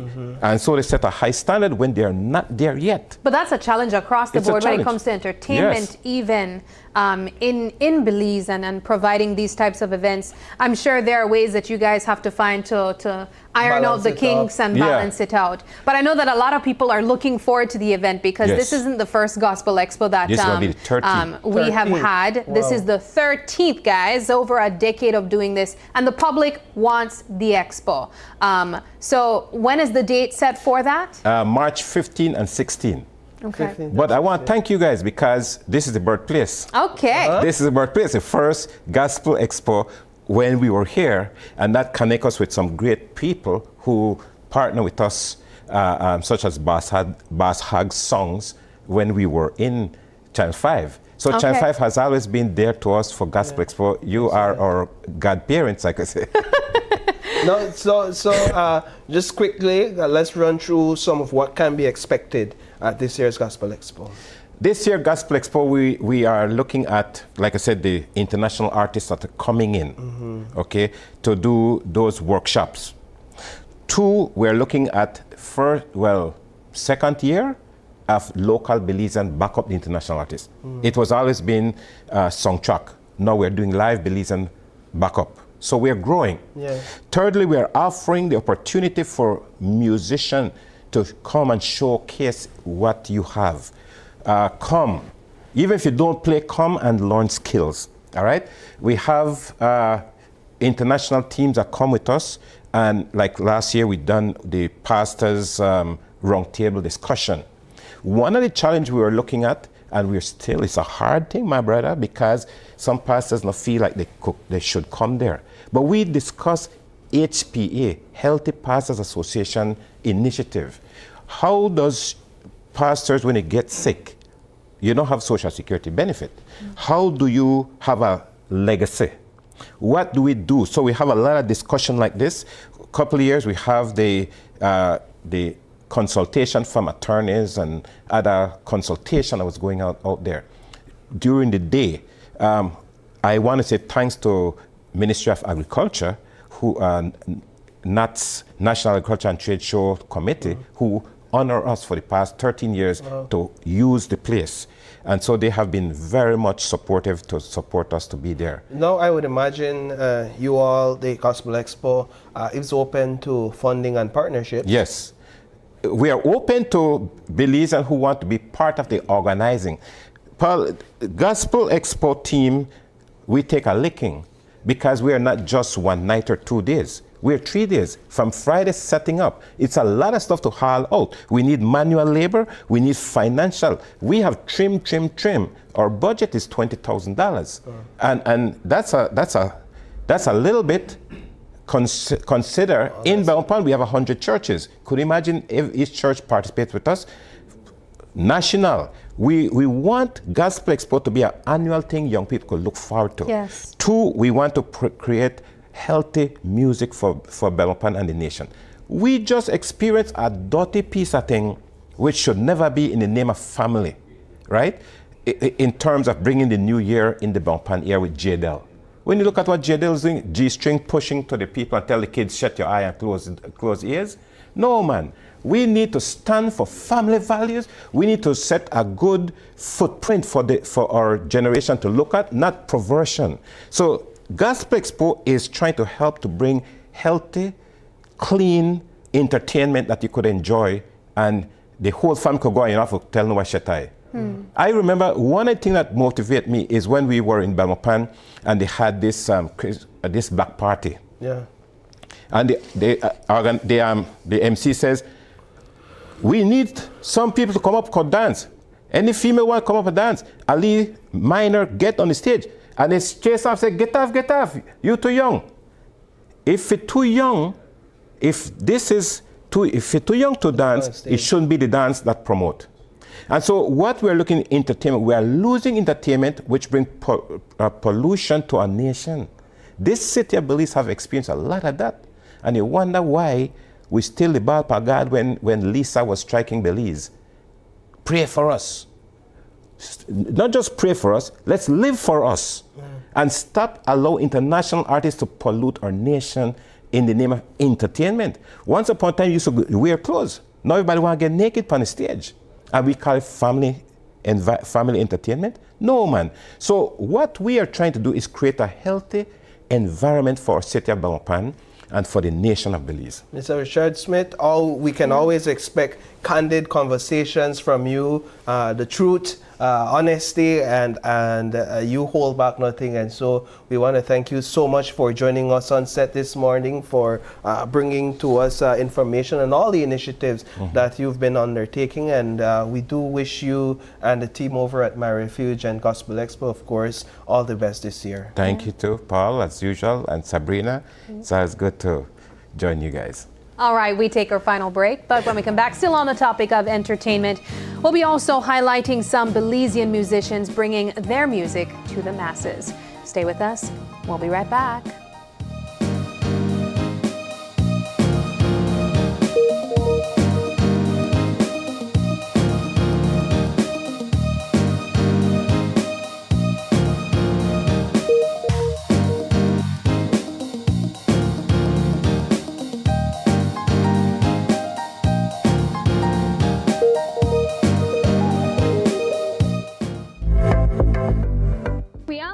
The phasing out of single-use plastics and the enactment of pollution from the plastics regulations. One of the key components in this regulation states that for an item to be considered biodegradable, it must consist of more than 50% of bio-based content. Here, you will find out how the Department of the Environment determines what items meet the criteria and what equipment is being used to guide that process. Since 2019, the Department of the Environment has been working with CIFAS in doing microplastics. Through this project, CIFAS has donated 2 microscope Fourier transform infrared spectroscopy equipment to strengthen capacities on monitoring and enforcement to reduce marine litter and plastic pollution. The FTIR can be used to identify unknown materials. The Department of the Environment will use the equipment to determine the composition of single-use plastics and biodegradable products to enforce the environmental protection, pollution from plastics regulations. While we have a long way to go with the implementation of the pollution from plastics regulation, having this equipment is one step closer. For more information on what's being done about biodegradables and ways you can help, visit our website at www.doe.gov.bz. Ladies and gentlemen, this is what you've been waiting for. In this corner, we have the masters of limitless power and unbeatable connection. Pioneers of 4G LTE in Belize. It's the undefeated champion, Smart. And in the other corner, struggling to keep up, it's the other guy. Fight!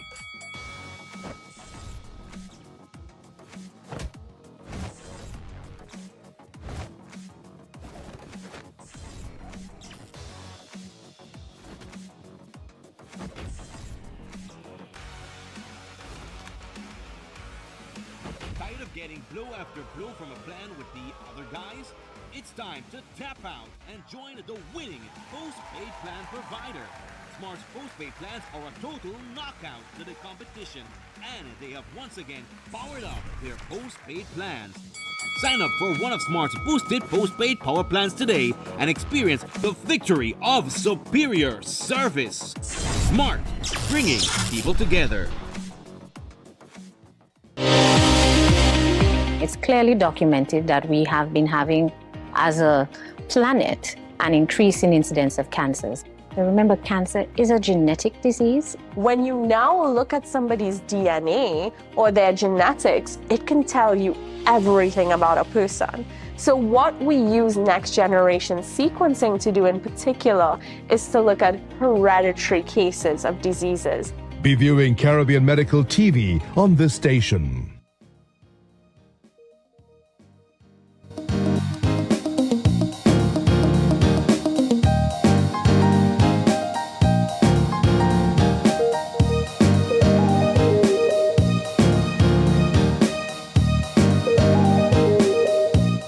Welcome back, guys. We are jumping into our final conversation this morning, and it's all about highlighting Belizean music to the masses. This morning, we are joined by Aaron, and we call him 5-Star Jenna.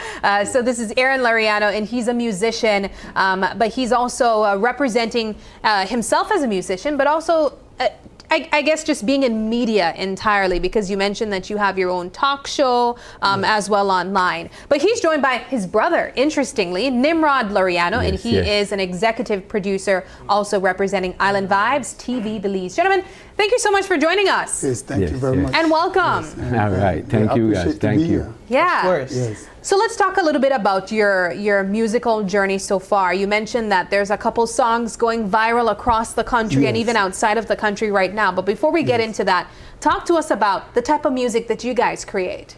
Well, we creating our own genre of music in one sense. You know, we collaborate a lot of music. We bring a lot of different sounds and we put them together to enforce something that is unique, something that would make a different diversion in the music. We don't want to sound like another nation. Okay. We want to bring something more Belize. If you listen to my songs, they're more English. You know, they got a little twist to the Creole in it, but it's more English. Belize is an English-speaking country.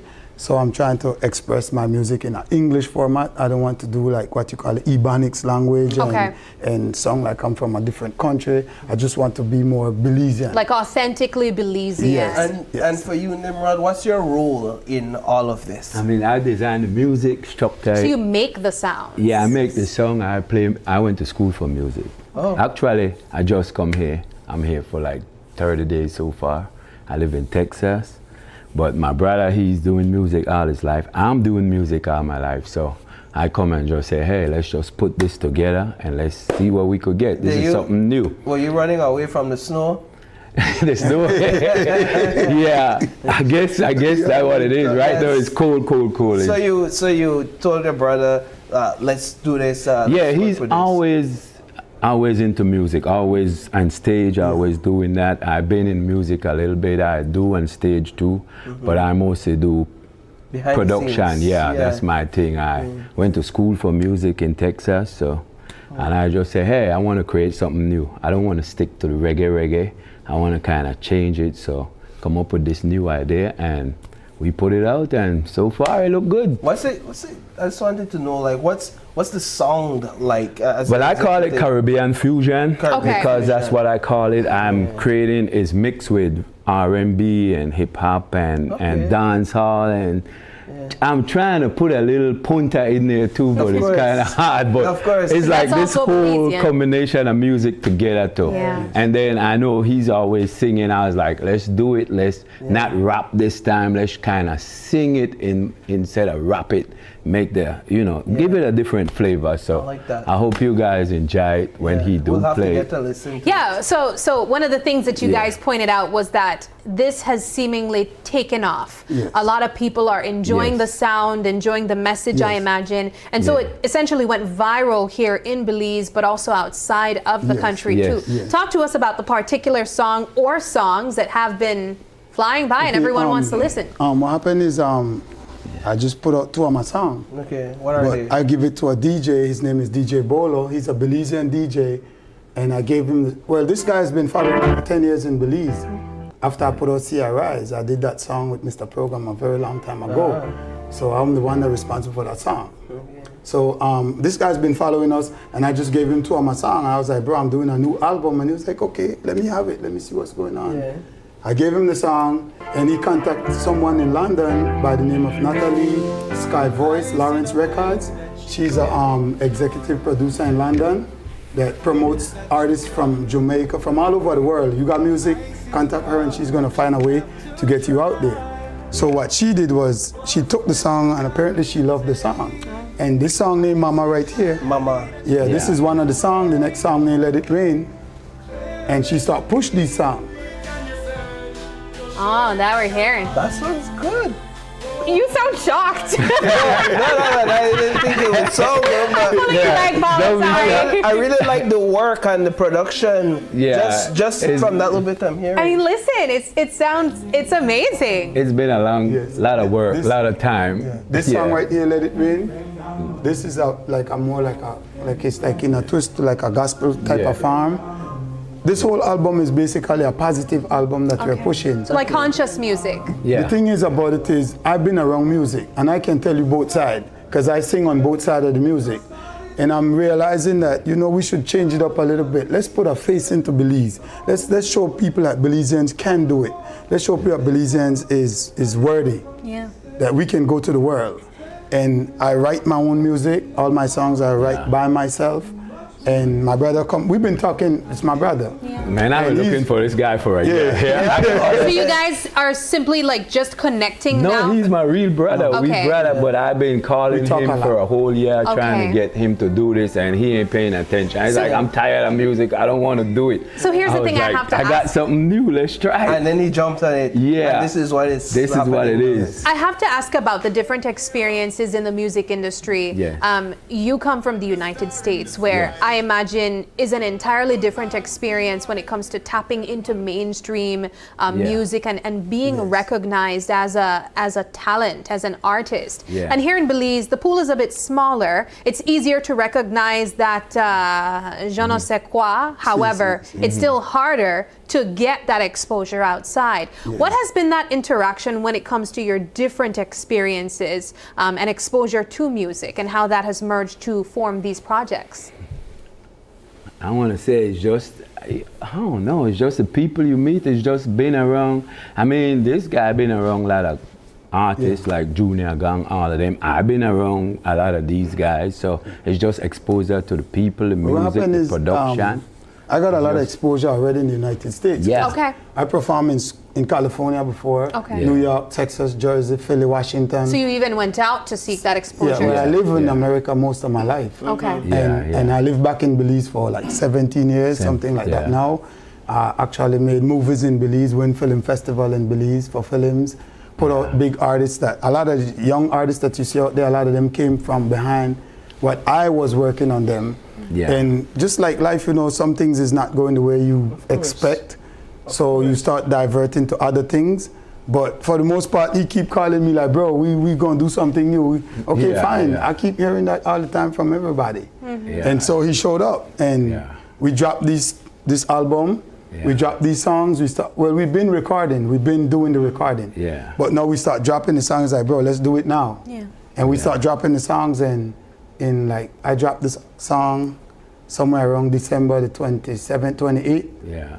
And I think the song is already about 15 to 20 countries around the world playing on the radio. Like right now, as we speak, it is playing online somewhere, on the radio somewhere, on TV. I just did interviews in London. I was doing some Zoom interviews on a radio station in London like 2 days ago, talking about the music, and I got a lot of radio jobs to do right now, so I'm busy. How exciting is this for you, Mr. Nimrod?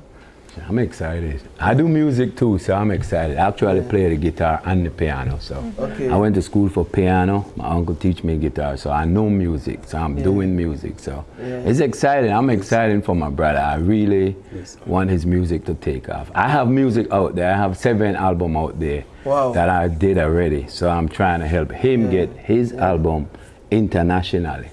For us, that's what I'm doing. For us, it's always an exciting time when we get to bring exposure or more exposure to really good Belizean talents and hard-working Belizean artists that have really been trying to break through and let the world know that, hey, we got this. We have the sound. We have the work ethics. We have the skill down pack, and we just need an opportunity. We just need a chance to showcase the talent that we have. I see a clothing brand being represented, like in your music video. I see it in your shirt. What's that about? This is actually my brother owned this company. My next younger brother. Okay. This is a full family business. I know, right? That's what it is. It's our brother. His name is Dice Pandey. Okay. Is Every Youth for Rich. We start this company. Every Youth for Rich. Yeah, EFR. EFR is the name. Every Youth for Rich. And we start this company actually right here in Belize. And we was selling copies all over. Like everybody knows for that. I won the Belize International Film Festival. Driver don't stop at all. They start chasing us, chasing behind the music. And I wish I put out some clothes, G. It makes something different. Living in America, you get a lot of exposure. And I seen in Belize that a lot of us young Belizeans does not understand how to market themselves. Sometimes you need the small little tools, like you wear my shirt, you wear my pants, you wear my hat. You represent me more. Correct. Yeah. So sometimes we need to feed that into the younger generation to say, bro, create stuff, not just what you do, but be more creative with it, be more artistic with it, that it can expose more. You might not know me for artist, but you might know me from a movie. Yeah, so I'm gonna put you on the spot real quick just to give us at least a couple verses of one of the songs One of the songs. Just, you don't have to give me the entire song. Okay, I got this song called Railroad the Thing. This is the album name. Said them want railroad the thing, pirate the thing. Them no want see the kings in the top ranking. Them want railroad the thing, pirate the thing. Them no want see the king in the top rank. Them want destroy the thing, corrupt the thing. Them no want see the kings. Them get the blessing. Them want destroy the thing, corrupt the thing. Them no want see the kings. Them get the blessing. Fire, fire, fire, fire. Love it. Love it. What's that saying is they want to railroad the thing. What I'm saying is they're trying to railroad you in general. You're trying to make success, and here comes somebody trying to slide you over on that side, or just to not see you get to the top. They don't want you to get that blessing. So the song is saying that don't be railroaded by nothing. I'm not trying to let nothing stop me. I'm sorry, bro. I'm going for the goal. Wow. And I'm taking my Belize flag with me. So if you're rolling, let's go. Excellent. So, gentlemen, where can we find your music? And then you say you have work out there as well. Yeah, I have music. Where can we find both of your work? We just released his album, so we're waiting for the company to produce it. We're hoping, they said today. It was supposed to be yesterday. But I guess they have a lot of work. So but it's coming. It's coming. It's already there. Yeah, good. It's not us now. It's ready to put it into the production company hand. They're the one, they have to go through all the work and look through it, make sure every song is right to their expertise. And then after that, they're going to release it. So we're just waiting. The songs that are out right now, they're on YouTube? Yes, you can find it on 5-Star Jenna Music on YouTube. But the actual album is going to be here. I'm hoping by Monday, hopefully the company, because once I put it in the company hand, that's up to them from there. Are you open to working with other younger artists that may want to? I mean, I work with a lot of people. I have a lot of people I work with. I'm open to work with people. I'm not, I'm here to help. You're here to help. I can see that. And if persons would like to reach out to either of you, how can they do so? You can find me at 501-627-8519. That is my phone number direct. Or you can find me on Aaron Loriano on Facebook. And on Instagram, it's Island Vibes TV Belize. It's my little TV show. Expose Kikaka. And yourself? How can they reach you? My number is international, so I couldn't no worries. And, I just want to say thanks to Natalie Sky Voice Records, Lawrence Records, she's doing an amazing job. She's the person that is just, I don't know, every time I wake up and I look in my phone, there's some new radio person playing my song. So every day I wake up to a new, sometimes 2, 3 for the day, radio station. That's just saying, and one guy from Jamaica that's playing my song said he's gonna bore a hole in my song. Hold up, bro. What he's saying, right, is I'm gonna push this music because it's good music. Yeah, the music is good. The music I got a song named Mama. It's good. I don't know how much time you got, but. Yeah, we're almost out of time, but I'll give you a couple of I have a song named Mama. This song is for Mother's Day. And I would advise Belizeans listen to the song because this song is to bring back family unity. We're losing a lot of kids to crime and violence and the street life, not respecting their parents. So I literally wrote this song 12 years ago. But this song is to say, look, when you hear the song, you're gonna know. It's gonna beat in your mind that your mom is struggling for you to do better. And in the song, I show appreciation to my mother as well. Excellent. So I think it's a song that a lot of mothers should fight to play in the house. Play. Excellent. Let the kids hear it so they know I'm struggling for you. I love you. It's a good song. It's good. Yeah. It's good. Right? Great. This is the song. Yes, this that is we're the hearing song. right now in the background. Yes.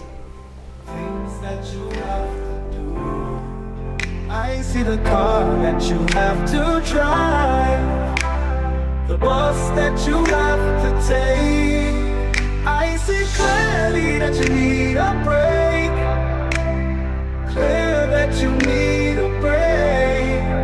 It's my time to work, mama put down the rain. Wow. Yeah, right?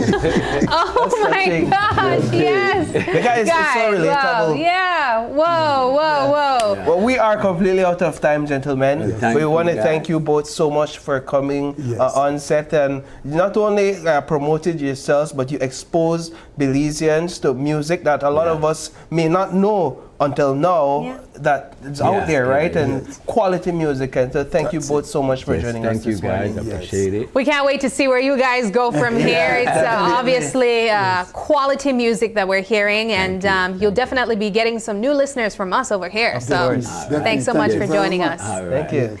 And that does it for our show. As we mentioned, it was a jam-packed show, but we want to say a huge thank you to all of our guests who joined us this morning, and also you guys for tuning in with us. It is January 23rd, and if you're celebrating a birthday today, happy birthday to you.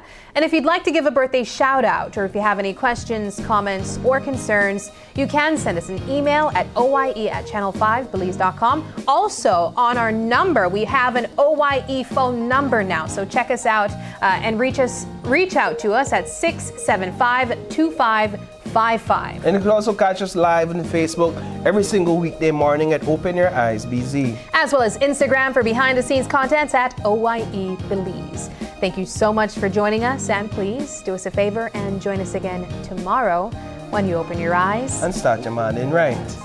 Until then, keep your eyes, your mind, and your hearts open. Have a wonderful Thursday. Bye.